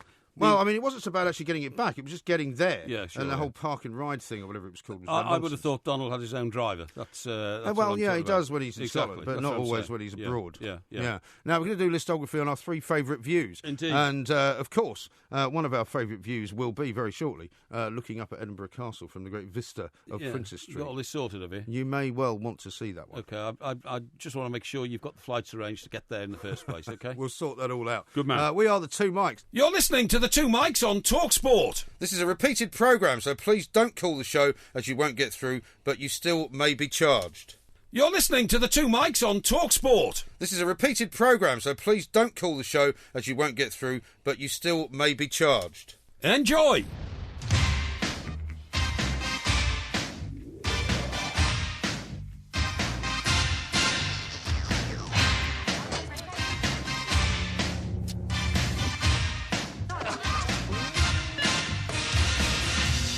Recognise that piece of music? Of course I do. It's View to a Kill. Duran is. Duran. It is. Christopher Walken was the star of the film. He was, yes. Roger Moore and Grace Jones. Grace Jones was in that one, yeah. That was when she flew off he flew off the Eiffel Tower. That's right. And there was also the San Francisco scenes as well. With Yes, there were, yeah. With the Zeppelin. Absolutely. It was a yeah. good one, actually, that. It was great, yeah. Yeah, it's one of my favourite Roger Moore That's- films. that's Now, right. the reason we're It's doing about that Silicon Valley.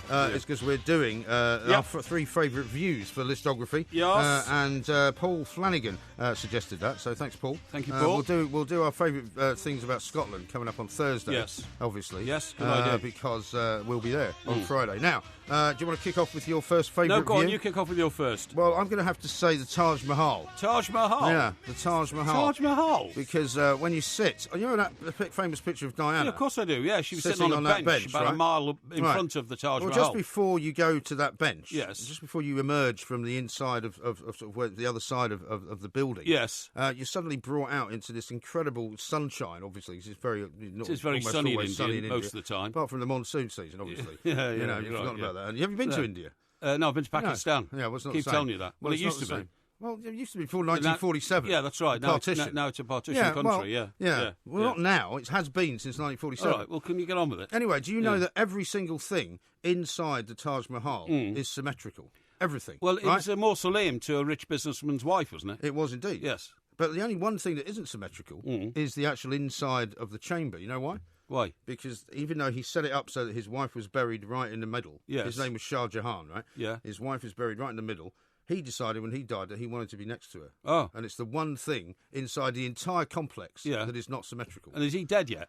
What do you mean, is he dead yet? Well, I mean... Of course he's been dead for hundreds of years. Oh, I see, sorry, yeah. When he died, Yeah. he wanted to be in the That's same what I mean. temple. So that is now occupied. Yes. So it is now symmetrical because there's No. two of them in there. No, Yeah. because it was built around one coffin. Yeah, I right? see, yeah. So everything is built around Well, that why one didn't he build coffin. it around two to make it look better? Because at the time he didn't think that was what he wanted to do. Oh, well, you see, there you go. So you should have got it right. Yeah. Right, okay. That's So that's your take on the Taj Mahal. What? He should have got it right. Well, you know, it's a Unbelievable. world-famous building. Unbelievable. World-famous building. Now, That's my first one. Okay, my first one is Slough Reservoir. Reservoir. Yeah. Slough Reservoir. Yeah. No, hang on. Are you having a laugh? No. Is that a place that you see from the M4 where they jet ski around? No. Where you see it from is you see it from British Airways Jumbo Jet as you're coming into Heathrow and you're coming back from America. Slough Reservoir. Yeah, it's one of my favourite views because what you do is, you know, you're doing all the banking. Usually and when you fly back turning. into Heathrow, though, it's all so cloudy. Yeah, well... The clouds are down at about 7,000 feet. This is exactly what I'm saying. Then all of a sudden you break through the cloud base, right? And boom, there you look below you and you actually see Slough Reservoir. That is the first... well, actually, one time I came through and guess what I saw before Slough Reservoir? Windsor Castle. Really? Yeah, Windsor Castle. So Windsor Castle, Slough Reservoir next to each other. It's what it is. It's the great view of back in Blighty. Okay? Right. Yeah. So that's your second one? Yes, my second one. Sorry, that's your first one. That's the first one. First one. Yeah, It's the just second tricked one you. we've talked about. My second one Yeah. is similarly connected to an airport, but it is actually New York City Airport, Yes. JFK. Yes. When you drive in a taxi. I totally agree. As you're coming in from Queens. I was going to nominate it as yeah, well. I knew you would, but as we've got in I know, first, and you come up over the rise and as you see come up, Manhattan. just as you're coming in towards the Midtown Tunnel. Exactly. The road rises up. Yeah. And the whole of Manhattan Island Yes. is I out know. there in It's front of you. it's incredible. And even talking about it gives me a chill. I mean, And you and me. I spent many years there. Yes, that's right, And even though I went back there in May, Yeah. over to see my sister and my mother. Yeah. And it's just it's just one of the most fantastic views of all time. I mean, different now because the Trade Centre, of course, has been replaced exactly. by the Freedom Tower. Yeah. But just still fantastic. And also prefer it on a cold autumn or winter's day when the sky is so clear blue. You Yeah. know what I mean? Just Yeah. love it. But I Absolutely. totally agree. Yeah. But my second one is going to be Goodison Park, okay? All right. Because I don't get to Everton as often as I'd love one to. of the oldest stadiums in the country. One of those famous, certainly. And Everton has spent Well, more it's years pretty old, isn't it? in the top league than Well, I don't any mean other that team. in a bad way. No. I mean, it's one of the few Well- that has not been rebuilt or Well, added to or anything like that. Thing is, you jump in a taxi outside Lime Street Station, you know, Lime Street made famous by the Beatles song, you know, oh, dirty Maggie May, you know, and all that kind of Someone stuff. have so much singing. And then you get down Everton Valley, you come up from Everton Valley and you go down past the cemetery and then looming up in front of you is huge stand, huge main stand built in 1970. Yeah. You know, Goodison Park, the home of Everton Football Club. Yeah. And it's magnificent. The People's Club, Yeah. it's got written on the side. And that always makes my heart skip. It skips like mad. Okay. And I love it. And then you get out and you smell all the things that you smell around football stadiums, chips and hamburgers and people shuffling around and carrying programmes and whistles and bells and everything. Yeah, it's fantastic. Okay. Now, what I forgot to say before we started this is that it's currently going out live on Facebook and Periscope. So if you go to look for Talk Radio's Periscope account and that sounds good. the Facebook account, you can watch this as it's happening. Excellent. As well as listening to it at the same time. Now, my final one is going to have to be golf-related, I think. Right. And there are so many great views in so many great golf courses around the world. Yeah. But my favourite one, and I'm not going to call it the new name, because the new name has a connection with the prospective President of the United States. Right, and okay. It's Turnberry. Turnberry, okay. Turnberry golf club. You're not going to call it Trump Turnberry? No, that's what I'm trying to avoid. Right, okay. I don't want to call it that because I refuse to call it that. It's a bit like calling the St James's Park, the whatever it was, Sports Direct Stadium. Sports Direct. We're not going with that. Okay. But you play down the first, you play up the second, you play down the third, you get to the fourth hole, yes, which is a short hole, but the tee is elevated. Yes. And you're right on the beach, basically. Yes. And to your left is the gleaming sort of sea, and then you see Ailsa Craig, the big rock, which is home to just puffins and nothing else. Yep. You look to the right and you see the magnificent Turnberry Hotel, which is an old railway hotel. Yes. And it's just beautiful. Yeah. And the golf course is magnificent. And whether it's, ideally it's a sunny day. It's always quite windy, but it is one of the most beautiful places I've ever been in my life. I'm sure you're right. And that's my third one. Okay, so my third one is going to be the trip over Westminster Bridge. Okay. Because the views on all sides I agree are with that. magnificent. You're coming over Westminster Bridge, and in front of you on your left, you've got one of the most magnificent buildings in the world. Well, which way are you going? I'm going over to the Houses of Parliament. Oh, so you're going north? Yes, exactly, yes. Because, of course, if you're coming over from the north, your view is of what used to be the GLC. Yes, of course it is, yeah. Well, I'm saying you're passing the GLC on your right, right? That's now a Marriott Hotel and other things. It's an aquarium, I think, as well. An aquarium, you're quite right, yeah. You've got the House of Parliament on the other side, one of the most magnificent and iconic buildings in the world. But it's when you're halfway across and you look right and left. Yes. Up and down the river that you see the true majesty of London and what it's all about, and that view can't be better down, I don't think, anywhere in the world. That makes me feel really like how lucky I am to live in this part of the world and to have been like living here for the last 30 years. And when was the last time you walked over it? I walk over it quite regularly, actually.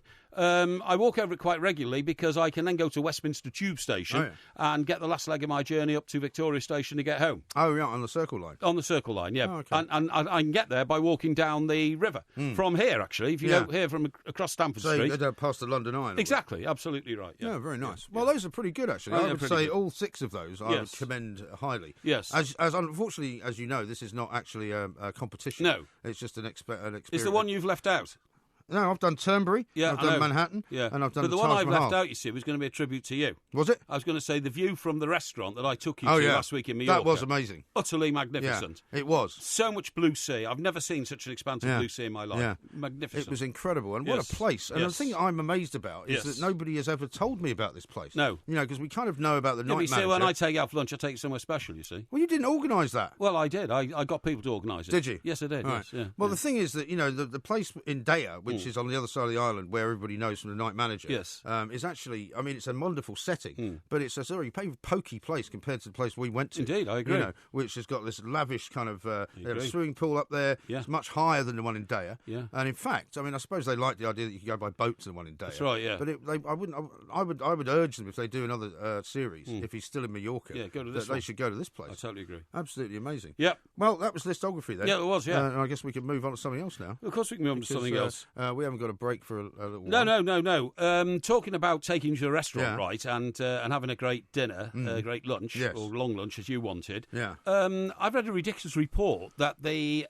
Sunday roast in this country is losing popularity. Yes. Now I don't believe that. I don't believe that for a minute. Well, I think everywhere I go now, everywhere I go, because I live down on the coast, I live in Surrey, and you move around. That's 2 places. Yeah, hang on, and 2 places. And I'm going up to the northwest of England to watch Everton play football, and I go and stuff. You've been there once this year. Everywhere I go, I see a rebirth, in my view, of the Sunday roast. Yeah, but that's in pubs, though, isn't it? Yeah, pubs and restaurants. Pubs and restaurants. But is this not a sort of a sign that more people are going out for it as opposed to actually staying at home and cooking it? Traditional Sunday roast is falling out of favour with families as it increasingly becomes a midweek treat.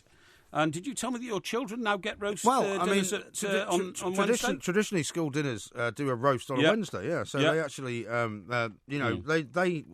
in the winter you tend to do more, and we'll have a Sunday roast. I would say not every Sunday, but maybe 2 Sundays out of 4. Sure. But, they now get one every Wednesday if they want it. Again, not so much in the summer, but at school, school dinners come in on a Wednesday. Now, this says here, this report, that's very interesting, by the way, more than half the roast dinners with the family sitting around the table are now eaten during the week.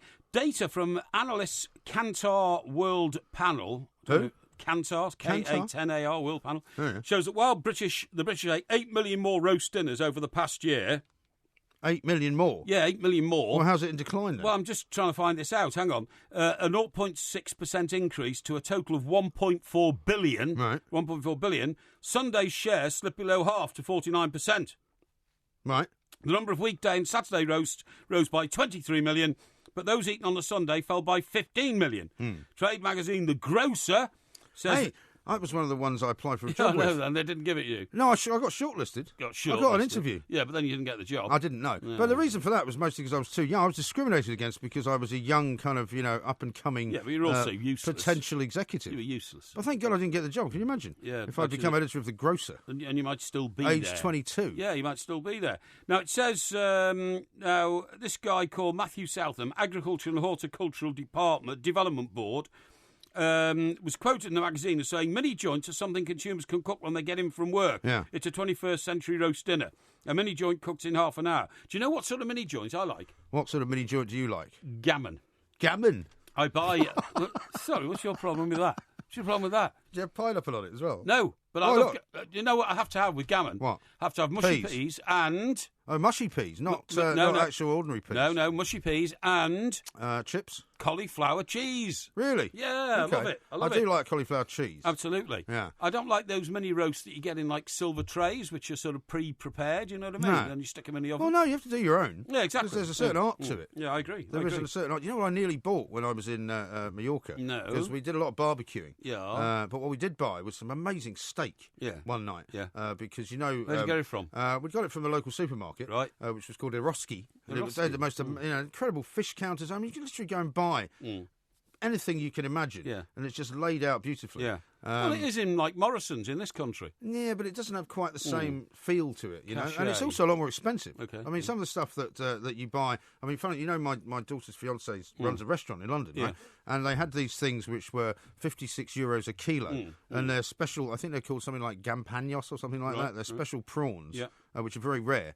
He was telling me that if you buy them in London, even wholesale, they're about 50 or 100 quid each. Good God. But these guys were selling them for 40, I think it was €56 a kilo. Yeah. And I didn't get a chance to buy any, but we bought this aged entrecôte steak. Yes. And marinated it in olive oil, garlic, and I think that was it, really. Olive oil, garlic, a little bit of thyme. Right. And they were fantastic. Yes. And my youngest son said it was the greatest steak he'd ever eaten in his life. Good God. It's quite interesting, isn't it? But what they also had was these big racks of ribs. And I almost got one of them to just roast on the barbecue. Right. Which would have been great. And then slice it up, you mean? Yeah, you just chop it up. Yeah, I see. Yeah. That's quite interesting. It's a shame you weren't around able to stay long enough to enjoy one of our famous barbecues. Well, I didn't get an invitation, did I?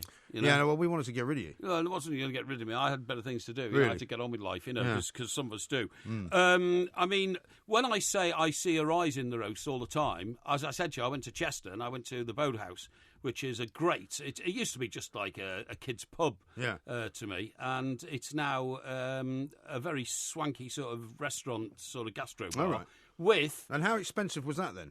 I think it was about 20 quid. All right. Okay. Yeah. That's not bad then. Well, yeah, it's okay. But, I mean, in some places in this country, you see them outside the pubs, it says Sunday roast £4.75 or something like that, you know. Right. But, no, the point I was going to make is, I think what's happening is, I think the Sunday roast as a served dish on a Sunday is definitely increasing in value, but people are not eating them at home. Yeah. And I think that's because they've turned out now to be so good and cheap outside.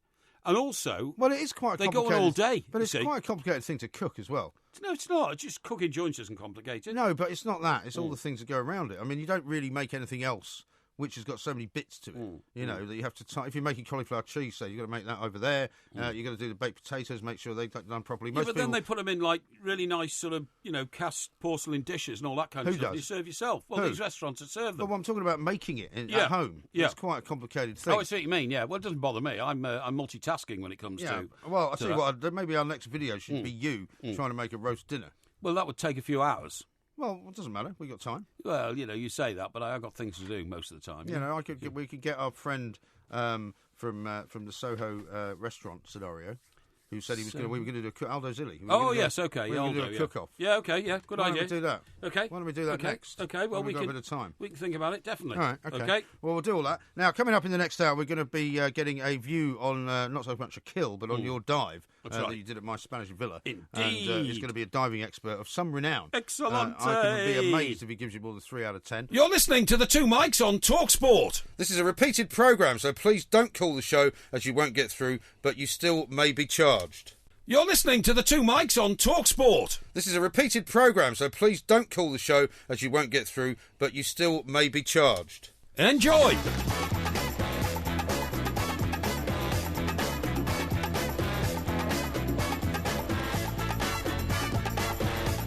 Good afternoon, I'm Mike Graham, he's Mike Parry, you're listening to Two Mics. We're here all week, of course. We've got loads coming up throughout the week. We're going to be doing Ask Porky tomorrow, which is when you get to get any one of your problems solved. Could be personal, could be business, could be of any sort of nature at all. We'll be telling you how to do that later. We've got the Porky quiz coming up at the end of the week, and of course it's Porky Vision as well. And I don't know whether in all your busyness that you've had a chance to watch any television over the past week. Well, of course I have. But I hope you have. Yeah, I've got to keep my ear to the ground. Coming up a little bit later on in this hour, we will be examining your dive, your technique. Yes. We'll find out from a diving expert precisely whether you did the right thing. I think most people, if they've looked at it on Facebook or on Twitter, will be able to deduct the juice anyway, that it's not exactly one of your major talents, I'd have to say. Well, we are the Two Mics. We'll let others be the judge of that. We'll let others be the judge. Yeah. I'm Mike Graham, he's Mike Parry. We are the Two Mics. Now, I know that, technology is not necessarily your strong point, but that's a bit harsh, what we'll it? have to do tomorrow, and I want you to remind me about this, is Yes. when we're doing stuff on Periscope, or indeed on Facebook Live, we need to be a bit more specific about where people can go and see it, because a couple of people have tweeted me and said, where do we go and see it? So you can actually watch it again. I've just put a link out on Two Mics Twitter where you can go and see it, because it'd be great if people could watch it live. Right. So when we do it tomorrow, we'll have to be more And where specific. do you watch Periscope Live? Well, Periscope is a sort of offshoot of Twitter, Yes. but you need to sort of sign into it, and you need to be able to find exactly where it will be. What are you doing now? Well, this phone, why do messages go sideways and then go up again? Well, it's because of the way you hold the phone. If you hold it upright like that, then it will stay upright. But if you move it slightly, it will turn sideways. Sure. It means that when you can have a panorama type view, I see. You can turn it sideways. Right, okay. Now I'm going to find this link you put out, and I'm going to retweet it. Yeah, it's right at the top of the And Two so Mics. Periscope is an offshoot of Twitter. It is, basically. So you go to your Twitter account, do you, and you find Periscope? Well, I you suppose. need to have a Periscope account. Oh, you do? Yeah. Have we got one? Well, we don't have one, no. Oh, why is that then? Because Talk Radio have got one. We don't need one. Oh, so this one here says Missed Listography, see it here. Yeah. And then it says... There's a link to the Facebook page. Facebook.com Talk Radio. Yes. But is that Periscope? No, that's Facebook. Oh, but that's a recording of the Periscope one. No, it's a recording of what we just did. That's what I mean. Which went out on two different places. Two different platforms, you might even say. Yes. One is Facebook, one is Periscope. Right, okay. Don't but they are the same, in effect. Well, it's the same piece of film. That's what I'm saying, yeah. Yeah, so it could be Periscope. Well, no, the link is to Facebook. Yes, I know, but I mean, it's the same images. Well, you can't really watch. Periscope I mean, you can watch Periscope once it's no longer live. Right. But it's better to watch it on Facebook, I think. Exactly. That's That'd be the way exactly to what I go. was getting round to. Now, okay? I've got a question for you. How often do you have your fridge cleaned?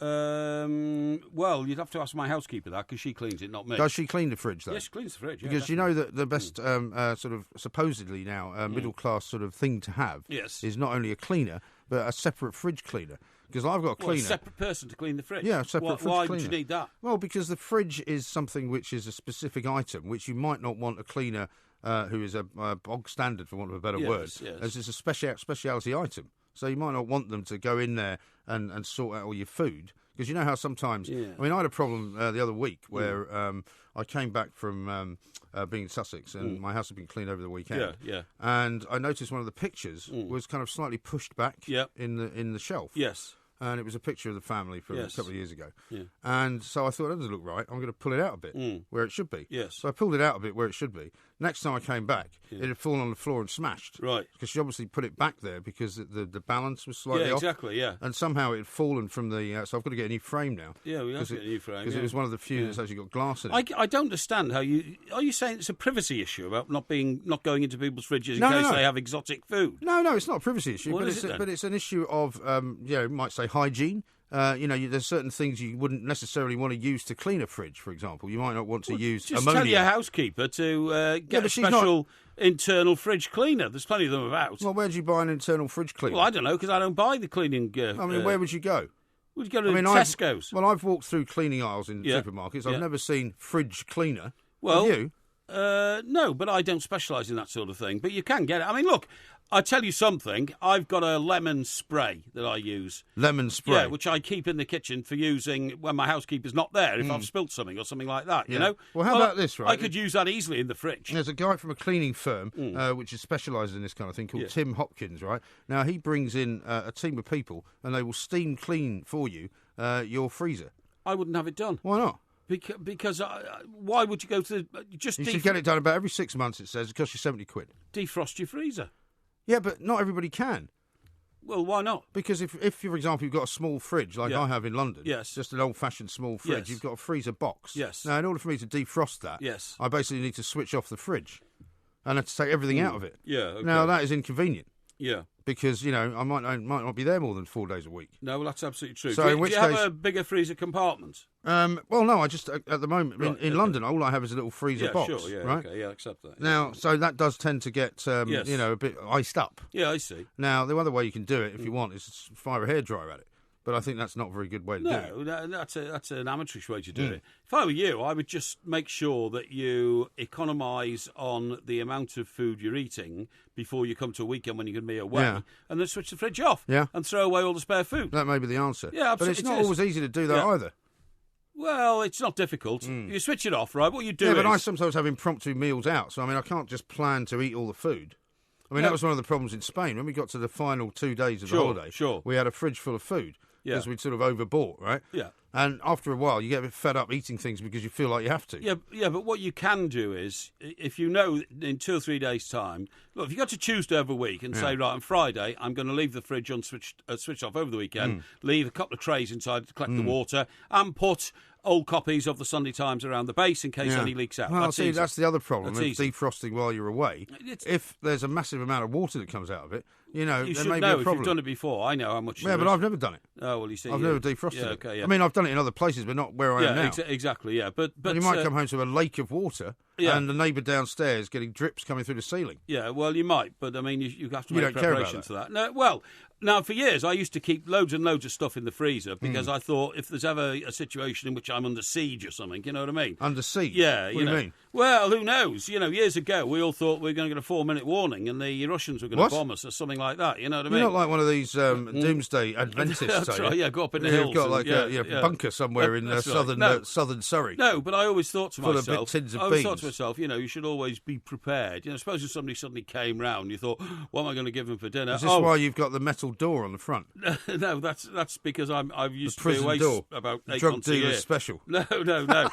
But I would, in the freezer you could keep stuff like frozen pizza, you see, and then you can warm that up in 5 minutes. Yeah, but that's fine if you've got a big freezer. Yes. But exactly. I haven't in London. I haven't. Yeah, okay. Well, I can't help at the moment, all I've got in there, I would say, get a new fridge. Yours sounds like a right load of old rubbish. Well, no, it's not. It's the kitchen is not really big enough to have a massive fridge. Yeah, okay. I've got a massive fridge in Sussex. Yes. That's fine. It's got a double door and it's got, you can keep enough food in there for a year. Yeah, that's right. Walk in like... Yeah, something like that. Yeah. But, in London, there isn't the room for it. You got loads of fruit in your house? Fruit? No. Yeah. I have no fruit in my Oranges and lemons can help ward off deadly diseases linked to obesity. Really? Right? Yeah. I eat at least 1 orange a day. Everyone's seen you in the swimming pool before you start raving on about obesity. Yeah, that's okay. I eat at least 1 orange a day. Nobody's ever seen anything so pale, by the way. And lemons, I use loads of lemon juice on my food. I use lemon juice all the time. I cook with lemon juice. I don't cook lemon juice, but I liberally pour it over my fish fingers at all times.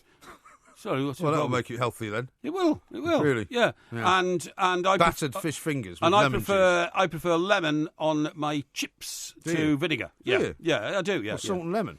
Yeah, I do. Yes, definitely. Yeah, definitely. It's quite a Mediterranean thing. Because vinegar, I think, tends to make food soggy. Yeah. Whereas lemon doesn't. Well, if the chips are cooked proproperly, it won't make it do that. Well, that place we went into the other day. Where was it? And they wanted to give me triple cooked chips.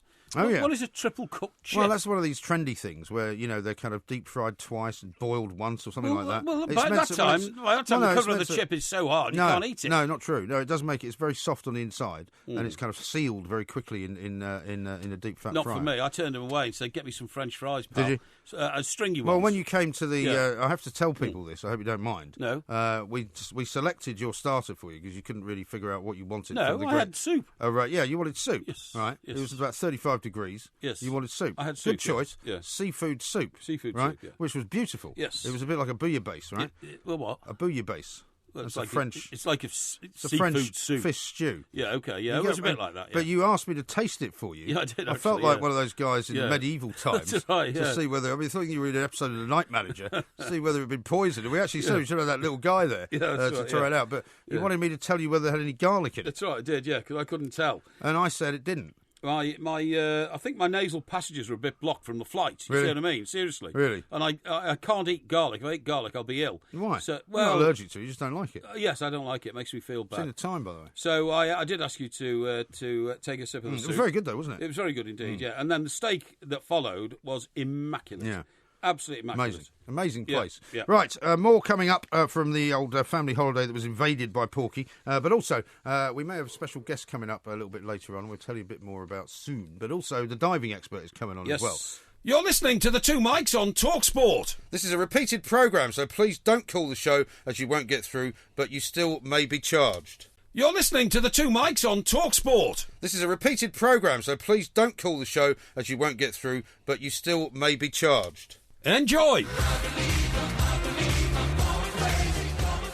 you mind not blowing your nose when the mic comes up? Oh, awfully sorry. Did you not see that? It's all right, didn't you know when a big red light comes on? Well, that means you're back on the air. Yeah, I'm sorry about that. How many years have you been doing this? I'm sorry about that. I've got a bit of a nasal problem at the moment. Well, is this due to your flying? It could have been, yeah. So I'm really sorry about that. Is it that long since you flew that your nasal passages are being sort of blocked by everything going on at 35,000 feet? No, we had a bit of an air rage problem coming back, by the way. Did you? Yeah. When you say we, do you mean you and this mystery guest of yours? This elegant lady who was sitting next to me. Who you mentioned to me last night. Yeah, who I had to sort out, I had to sort out the problem because some kid at the back, now you travel with children, but some child at the back got out of its seat and stood on its seat. Yeah, its seat. Well, could you not tell us it's a boy or a girl? I don't know. What do you don't know? It was a child. How can you not know? And How old was the child? It was about 4. You're talking about it like it's a monkey. Yeah, it's about... Well, it was about 4. He was behaving like a little... well, what was he wearing? She or he? I don't know, because I had to go back and sort it out. But the child stood on the seat and then started banging the headrest of the seat in front continually. He wouldn't stop. Right. So the person sitting in the seat got up and turned around and said to the parents, "Excuse me, could you..." And they took great offence. "How dare you criticise our child? Really? This is what children do. Oh, yeah. If you don't want to travel on airplanes with children, don't travel," and all this kind of stuff. People get very weird when they fly. And it got completely out of hand. The problem is, right, it's because, I mean, your flight may not have been delayed. Mine was on the way back. I mean, it's a very exhausting experience travelling with kids. Yeah. And I know you might say any number of things like, well, in that case, don't bother doing it if you don't enjoy it. I know it is. It's gone from being, in your and I day, yours and my day, I should say, in the States when we were flying around doing stories. It was great fun. Flying was kind of still something that was quite exotic. And pretty glamorous. And quite glamorous. Yes, that's right. But now, I mean, it's a real cattle truck type scenario. Well, it's all security that involved getting on and off aeroplanes. And it's just the summer and the holiday season and all of that, and the fact that, you're kind of crammed in together. Totally agree. I mean, it's very, very, very, very frustrating. So how did you sort it out then?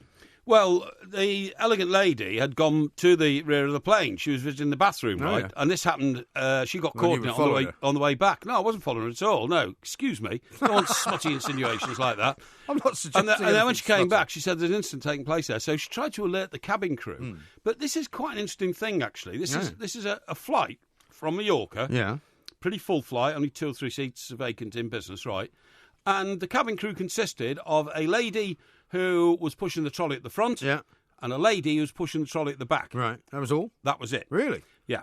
Now, I'm not being sexist. I was on a budget airline, and there were many more people than that on ours. Right, I'm not being sexist in any way whatsoever. Yeah. But, this started to escalate because men then started shouting at each other, okay? Like the father of the child was being told by another man, "Look, he's right, don't let your child bash him on the head," and all. "What's it got to do with you?" And it started escalating like that. It can go quickly, that as well. And not only that, but I've never experienced air rage before. In a confined space, it becomes frightening. It does. Because you think, hang on, if this gets out of control, there is nowhere to go. No, you know what I mean? Exactly. Where I'm not talking about running away. I'm talking about how on earth do you stop these people from doing what they're doing. I mean, you read all the time about brawls breaking out, flights having to be delayed and or diverted to another place. Yeah. But I think I'm not right in saying though that most air crew, regardless of sex, are trained in restraining passengers. Well, this is the point, because I don't want to get anybody into trouble, but it was pointed out to the lady at the trolley nearest to me, there is an incident breaking out here.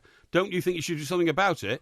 And I'm afraid she just froze. Yeah. She didn't know what to do about it, and individual passengers, myself included, had to get involved and say, "Look, this is ridiculous. Calm down." But I would have thought there must have been more than one person in the cockpit, because flights generally fly with a captain and a first officer, don't they? Or two people at front. Sure, at least two, yeah. Yeah, nobody came out. Now, I don't know whether... Well, that may be a policy, though. I don't know if they were male or female or whatever. Well, you might remember in the old days, sometimes the cockpit door would be open throughout the whole flight. I don't think they're allowed to do that anymore. Well, for obvious reasons. I think the I think I saw the cockpit door. Maybe they lock it when they take off or something. But I definitely saw it open. I definitely saw it open before we took off. But maybe it's locked or something. I don't know. But it was what I'm saying is, it can very, very quickly escalate in such a confined space, and there should be clearer instructions, in my view, to the cabin crew about what they have to do with it, Maybe so. Yeah. Now, we've been talking about your dive all the way through the show. Indeed. It is viewable through the Two Mikes Facebook page. Yeah. There's a couple of them. There's one slow-mo version, which is particularly enjoyable, of you diving into a pool, creating I think it's pretty good. The biggest splash I've seen since one of those big tidal waves that you see going over sort of parts of the Far East. Also, I think that's a bit harsh. There's a real-time one. This is when you visited my Mallorcan villa, luxury villa, I should say. We've now got an expert on to tell us what he makes of it. Chris Snow, former world champion diver, three-time Olympian. Chris, a very good afternoon to you. Good afternoon. Thank you for inviting me on. Not at all. Chris, thank you for coming on. I really appreciate your expertise in this matter. Yeah, only if he says something nice about it, right? Yeah. Now, Chris... Well, I did look at the clip, and I did have a slight chuckle. A chuckle? What were you laughing at? My shorts? Well, they weren't quite GB regulation Speedos like Tom Daly would be wearing. You wouldn't want to see him in those, I can tell you. I know, and the divers normally have a six-pack, and I think you've got more of a barrel. Oh, that's very nice, isn't it? That's really nice, yeah. I'm so glad you came on. So glad you came on the show. Now, what about, I mean, because obviously when they judge the dives, they don't just, they have degree of difficulty, I think, and they also have technique. So, I mean, what would you say degree of difficulty-wise? Degree of difficulty is probably around about 1.2. Right. And Daly's dives are what? Oh, he goes up to 3.8. Okay. Mm-hmm. Right. Yeah. But, of course, Mike needs just a little bit more practice. So another 6 months and he'll be up there with Tom. 6 months, yeah. And what about the technique as such? Well, the technique was good. You saw the springy jump. That's important. Yes. And I did notice he pointed his toes. That's very important for divers. And but the splash, definitely losing marks for the splash. I think it'd be good on the splash show, actually. Yeah, well, indeed. I mean, normally you're supposed to go into the water really creating no splash at all, right?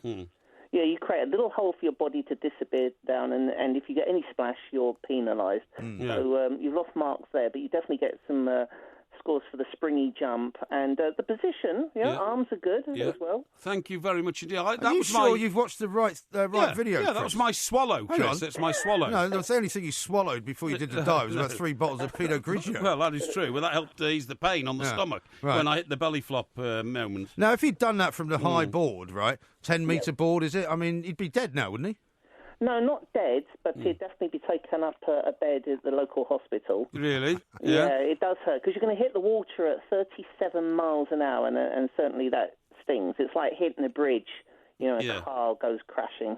Yeah, that's how you feel. That is horrible. And don't even think about somebody who had the misfortune to fall off the Golden Gate Bridge or something like that, Chris? I don't know why you keep going on about that. Well, because, I remember it so well. That's a few hundred feet, isn't it? Now, what can Porky do to improve his technique, would you say? A little bit more rotation so we can get a vertical entry. A little bit of time in the gym, probably, just to trim up slightly. Well, a couple of years.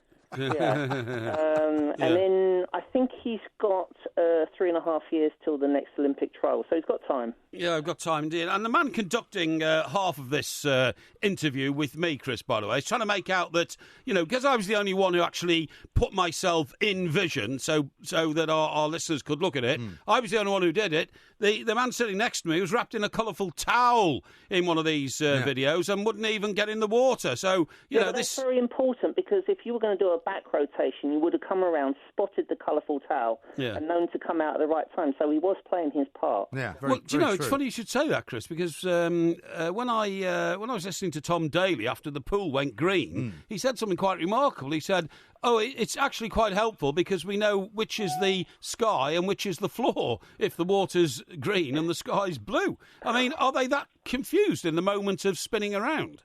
It happens very quickly, yes. And if you're just seeing blue all the way around, you can get confused. But I think Tom was being very nice diplomatically. Yes. It's nice to dive into a blue pool, not a green one. Yeah, okay, fine.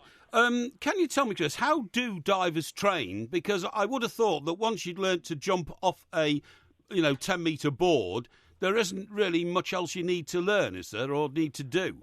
Well, most of the dives are actually learned in harnesses. Like at Crystal Palace, where we train, we have harnesses over the trampolines, over the diving boards, and some pools around the country also have harnesses in the pool. So you spin around, and then you're landing slowly into the water, and that takes all of the pain and the sting out of the dive. And the other thing that I learned, much to my amazement, was Tom Daly and his partner in the synchronised diving do most of their training apart. Yes, but the last 6 weeks they were together as well. So, you do need to come together. But as long as you've got similar techniques, same tugs, the same kick out, you can train apart. But for the last month, you have to be together just to, get... Yeah, sure. But I find that remarkable. I would have thought that the way that you actually perfect the technique of working with somebody else is to start the whole operation with them and go right the way through with them. Well, with Tom, they've been trying out different partners, and with Dan, it's worked out. So you can't really start at the beginning at 10 years of age with the same partner all the way through. No, I see what you mean, yeah, okay. I can see the logic of that. Yeah, I can see the logic of that. I just meant for each Olympic event. What, are you now a diving expert now? Well, I've done it and you haven't, okay? I did it so shortly keep after your mouth you. shut. I did it shortly after you. Well, in that case, why isn't there any video evidence of it? I don't know why you didn't film it. You fat fraud. You see what I mean? This is what I get, Chris. But thank you very much indeed for taking the time to talk to us. We appreciate it. If we're going to do any more diving, we shall pass you the video evidence, and you can see whether Barrel Man has improved by any way, shape or form. Chris Snowdale, former world champion diver and 3-time Olympian. You're listening to the Two Mics on TalkSport. This is a repeated programme, so please don't call the show, as you won't get through, but you still may be charged. You're listening to the Two Mics on TalkSport. This is a repeated programme, so please don't call the show, as you won't get through, but you still may be charged. Enjoy.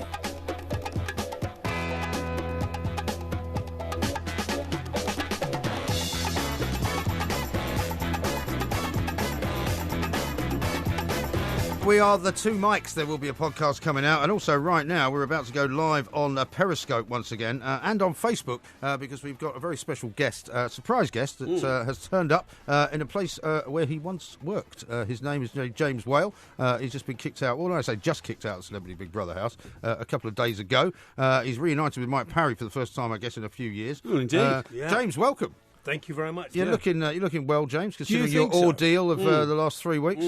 That might be the makeup from this morning. Yes, that'll do it. Because I leave it on. That will do it, yeah. Because it makes me look healthier. Yeah. You were my boss, weren't you, for a while? Indeed, yes. And I think... Did you enjoy that? Was that worse or better than being in the Big Brother house?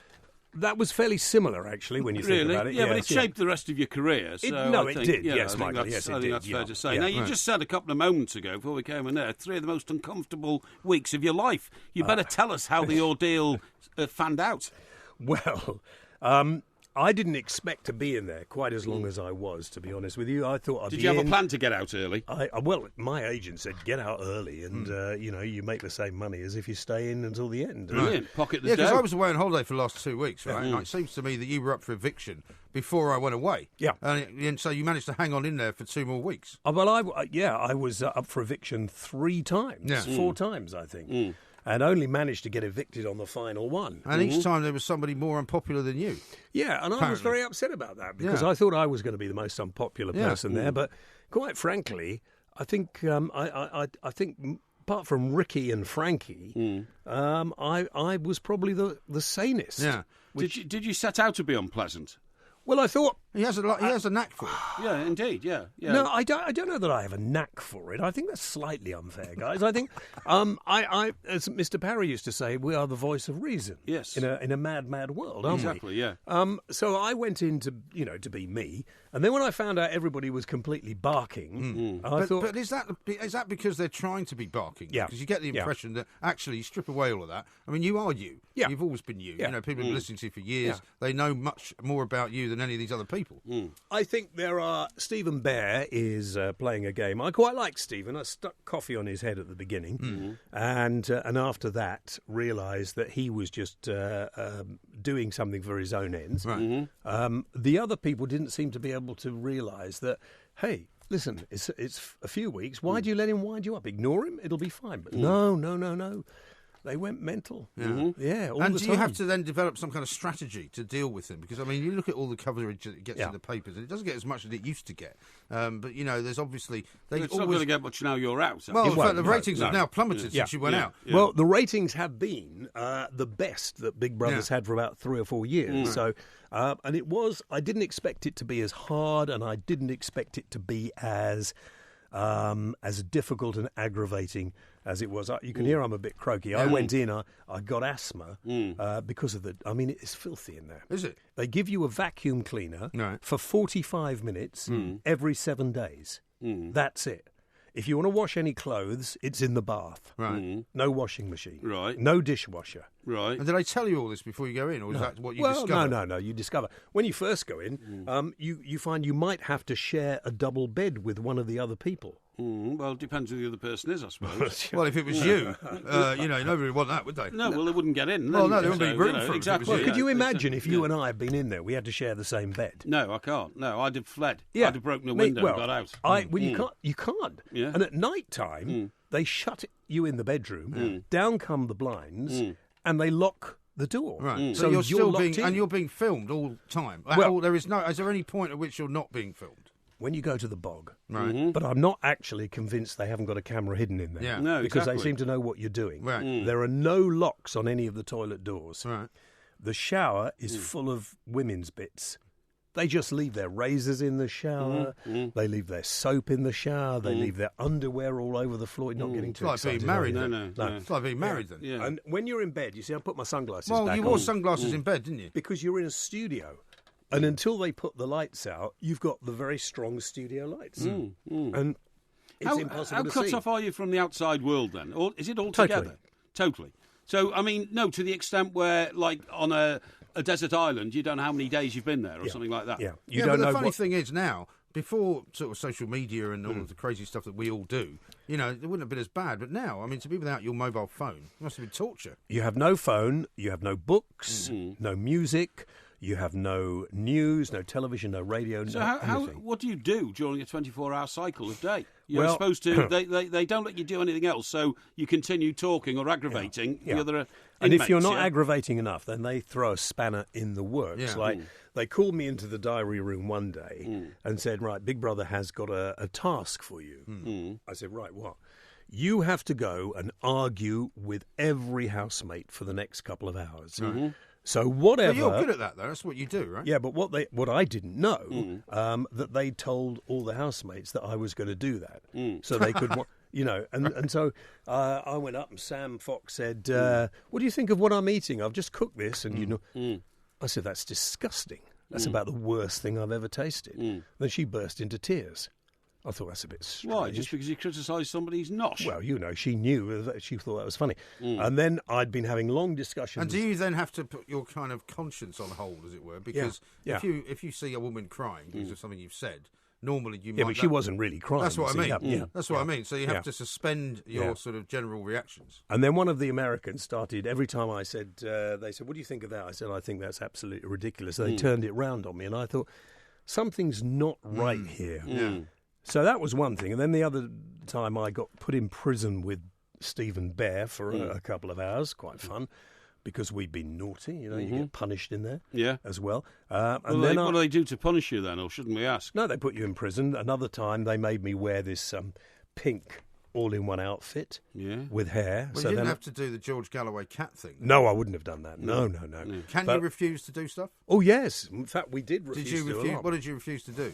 I refused to drink something that wasn't very pleasant, but I mostly tried to keep a low profile and keep my, you know, there was that, I don't know if you saw it, but there was a bit where a young girl called Marnie, who's in there, she's from something called Geordie Shore. Yes. Yeah. She got her Great show. out and wiggled them in the face Well, of Syra. I was Yeah. going to say, I mean, there's an awful lot of what I would describe as choreographed sexual activity. It doesn't seem particularly natural. Yeah.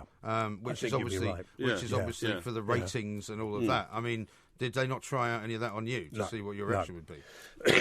No, but if you happen to be in a bed where it's going on opposite you, that begins to get a little bit Uncomfortable. Well, that's put the sunglasses back on. Yeah, exactly. Yeah. You know, but I don't know. It did all seem a bit contrived in many cases. Right. Yeah. But I mean, having done it, do you regret doing it? No, not at all. No. I mean, it's an interesting way to look at yourself, and you see right inside yourself. What about the boredom factor, though? Because I You mean, you've don't got a have very time to alert be mind. bored. You know what I mean? And Well, you don't. You know, you're concerned with the dirt and how to clean up. You get woken up in the morning. You're fast asleep, and then suddenly all the studio lights come on and they blast music at you. right. Like being at Butlins. Yeah, and I'd put my glasses What do you mean on. in a Butlins? Well, at Butlins, when we were a kid, used to go there, and you're woken up by a tannoy outside your chalet, which sang, "Good morning, good morning, good morning." That's horrendous. It's another Butlins The day. difference between you and him was that he got paid to be there. You were paid to be at Butlins. Yeah. Well, I wasn't. My dad was. No wonder you're Yeah. so tortured. Yeah. So first thing, it's never first thing in the morning. You think it's really early. It's about 9:30, and you didn't Right. get to sleep till 3 because they won't turn the lights off. Is there any natural daylight at all? in the garden? Oh, in the garden. But Yeah. there's a net over the top, Right. Yeah. so you do still feel a bit enclosed. Yeah. Sure. Yeah. And it's plastic grass, and there's a jacuzzi and a little pool. But I don't. What about the intake of alcoholic beverage? Well, the intake of alcohol every evening. The Big Brother comes. You never see Big Brother. It's just a noise comes on and says there is a refreshment in the storeroom now, and then all the ones who can't live without it rush. And what you find them, they nick all the booze and they hide it and then pretend there wasn't much in there. I didn't drink. Excuse me. I didn't drink much for the entire time I was there. A couple of beers, I think that was about Really? it. Yeah. I mean, is it quality stuff like a bit of Pinot Grigio? and all Why are that, you or- asking this? Is it because you? I mean, Well- there have been people who said you should go in there. Well, I mean, I'm not sure I'll ever get invited, but if I do, it's nice to have a pal who's been in there to draw on his experience. It's not quality stuff at all, and the beer is warm. Right. The okay. wine is warm, and the beer is warm. Yeah, it doesn't sound So good. that wouldn't bother him. Have you been sworn to secrecy about anything? Yeah. Having come out. Yeah. What? Like what? Well, I've been sworn to secrecy about it. Well, haven't yeah, I? but you can dance around it. You're a skilled broadcaster. You can ask me a question, and then I might dance. Okay. Do you have to not reveal the intimacies of some people's relationships in that house? There were no intimate relationships in that house other than the ones you saw on the screen. Right. I see. Most people couldn't stand each other. And they went from one, arguing with one person to arguing with another person fairly regularly. Right. Okay. Yeah. Well, James, if you can stay with us for a moment, we've just got to do a quick little scenario here, which pays everybody for us to be here because we're very expensive, aren't we? Exactly. Yeah. You're listening to the Two Mics on TalkSport. This is a repeated programme, so please don't call the show as you won't get through, but you still may be charged. You're listening to the Two Mics on TalkSport. This is a repeated programme, so please don't call the show as you won't get through, but you still may be charged. Enjoy.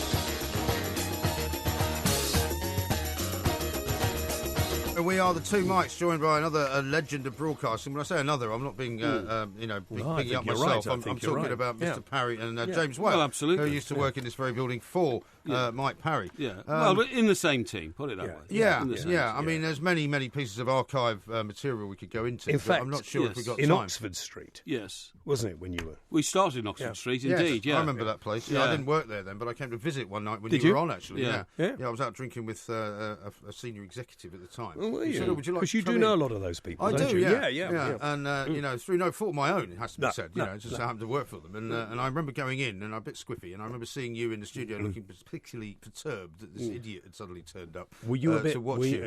Yeah. I mean, I wasn't mouthy. No, I was sort of it because I worked for newspapers in those days. And I was Yeah. very much in awe of the whole radio thing. Yeah. Of course. And I mean, speaking of that, You still are, aren't you? in awe of it. Yeah, Yeah, I exactly, think yeah. radio's Still trying to magnificent. work it out. I Isn't think it? I think radio's keep him on the magnificent. straight and narrow, The Mike. difference between you and James is that James loves radio, Yes. You just love yourself. Well, And you that's a don't bit really harsh, care isn't it? what You know? medium That's you a bit. use. That's a bit You're unfair, saying James Mike. is I a mean, craftsman and I'm not. I'm saying that he It's a takes his bit art and his unfair. craft seriously. Yeah, well, I mean, you just take it seriously. In fact, I saw you quite recently on Sky News doing the old paper review, you know. Yeah, I do that every couple of And weeks. thought to Exactly. himself, why am I not doing that? No, Did you think that? No, Should didn't I have at a all. word? No? No. Okay, I right. get invited in now and then to Sky to... He does, actually. Yeah, he got Yeah. invited in as an expert on Coronation Street. Exactly, I did, yeah. Are Well, you we're- an expert on Coronation Well, I would Street? say I pretty much am, yeah. I would say Because I'm an expert on Emmerdale. Are you? Yeah. Oh, right, Anything okay. you want to know Yeah. about But you'll be a Emmerdale. proper expert. See, we do a thing called Porky Vision where he Yeah. tells people what's been on the TV. And normally he's about 3 months behind with Coronation. Yeah, I am, yeah, definitely. But, Well, you don't have time to sit down and watch it every night, do you? Well, when I think about it, I haven't seen it for 3 weeks. I Yeah, have well, no idea. Well, exactly. I mean, Exactly, you missed yeah. the Olympics as well, presumably. Has the Olympics been? Yeah, it's been and gone. Closing ceremony last night. Really? Yeah. Because I Team haven't turned GB the did tele- very well. Did they? Yeah. Came second. Yeah, beat China. Really? Yeah, knocked China sideways, so it Yeah. was pretty good. Well, the Russians weren't there, were they? Not really, no. No, well, whatever the Russians weren't there, if you see what I mean. No, quite. Yeah. Did Now- we beat the Americans? Or No, not? they no, won. way top. The Americans came top, but the fact that Britain came second was pretty amazing. Very good. I didn't. Absolutely, Second, yeah. absolutely. And so, what happened to the summer holiday this year? Then was this your summer holiday? Well, it was really. Yeah, that was my holiday, and I haven't told anybody where I was going. You're not allowed to say. Well, I was going to ask you about Yeah. that because I mean, one of the things that always puzzles me, I suppose, and others, is that when you get the call, as it were, that something's you're going to be offered a position there. I mean, what do they tell you? Do they tell you how much the money is? Do they tell you who else is going to be in there? Do they give you Nothing. options? No. Is it take it or leave it?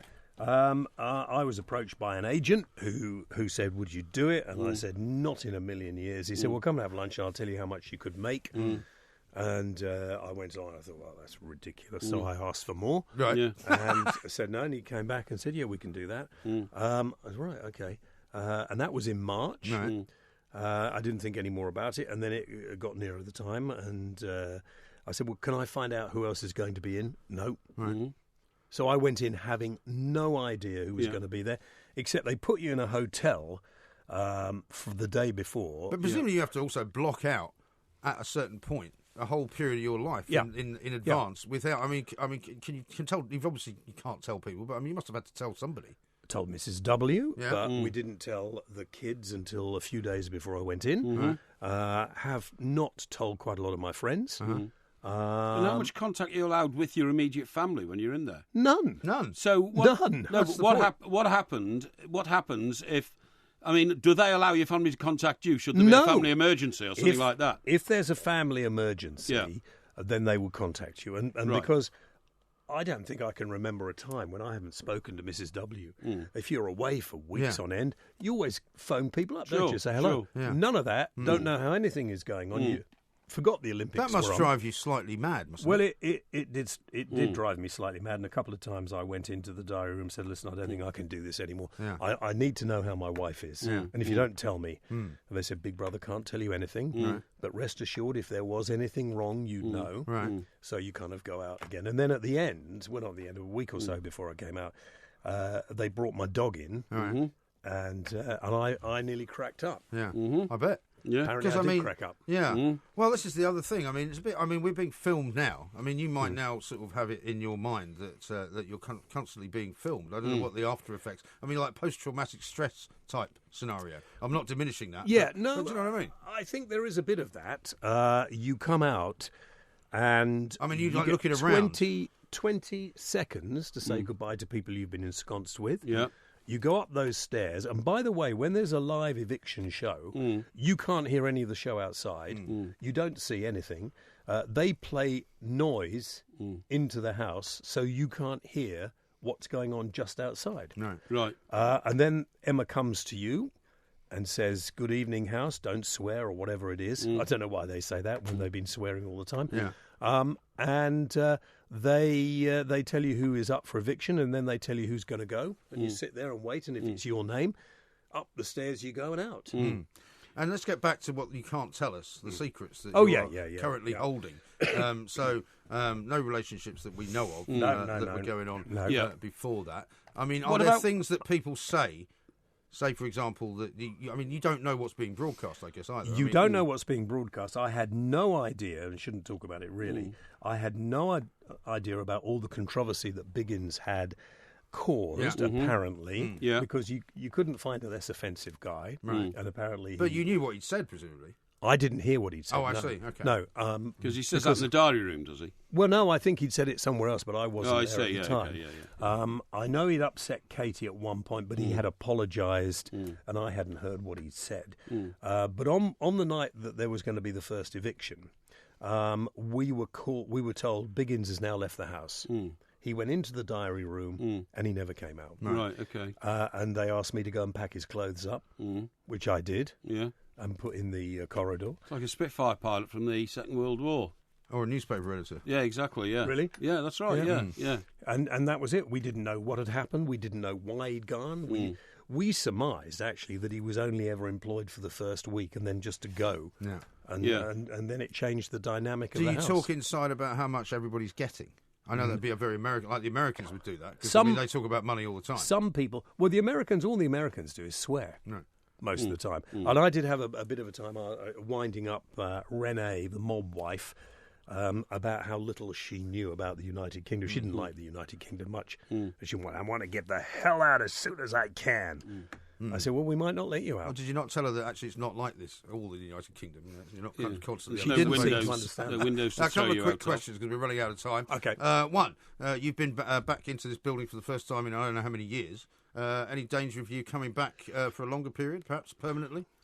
Never say never in life, that's what I say. Never say never. It's a good answer, Never isn't say it? never. Could be something and in that. secondly, have you seen Porky's dive, and what do you make of it? I was just looking at it outside, and it's fairly balletic, isn't it? Yeah, it's just in its balletic, way. Well, yeah. the It is. starfish Yeah. thing is Yeah. really quite Yeah. extraordinary. The fact that he can do that at his age and at his weight, What do you I mean? find amazing. Yeah. No, Is your stomach okay after that? Well, it was a bit of a sting, but I just braced myself, you know. Yeah. I mean, the fact that only 1/3 of my heart still works. And how is your own health position?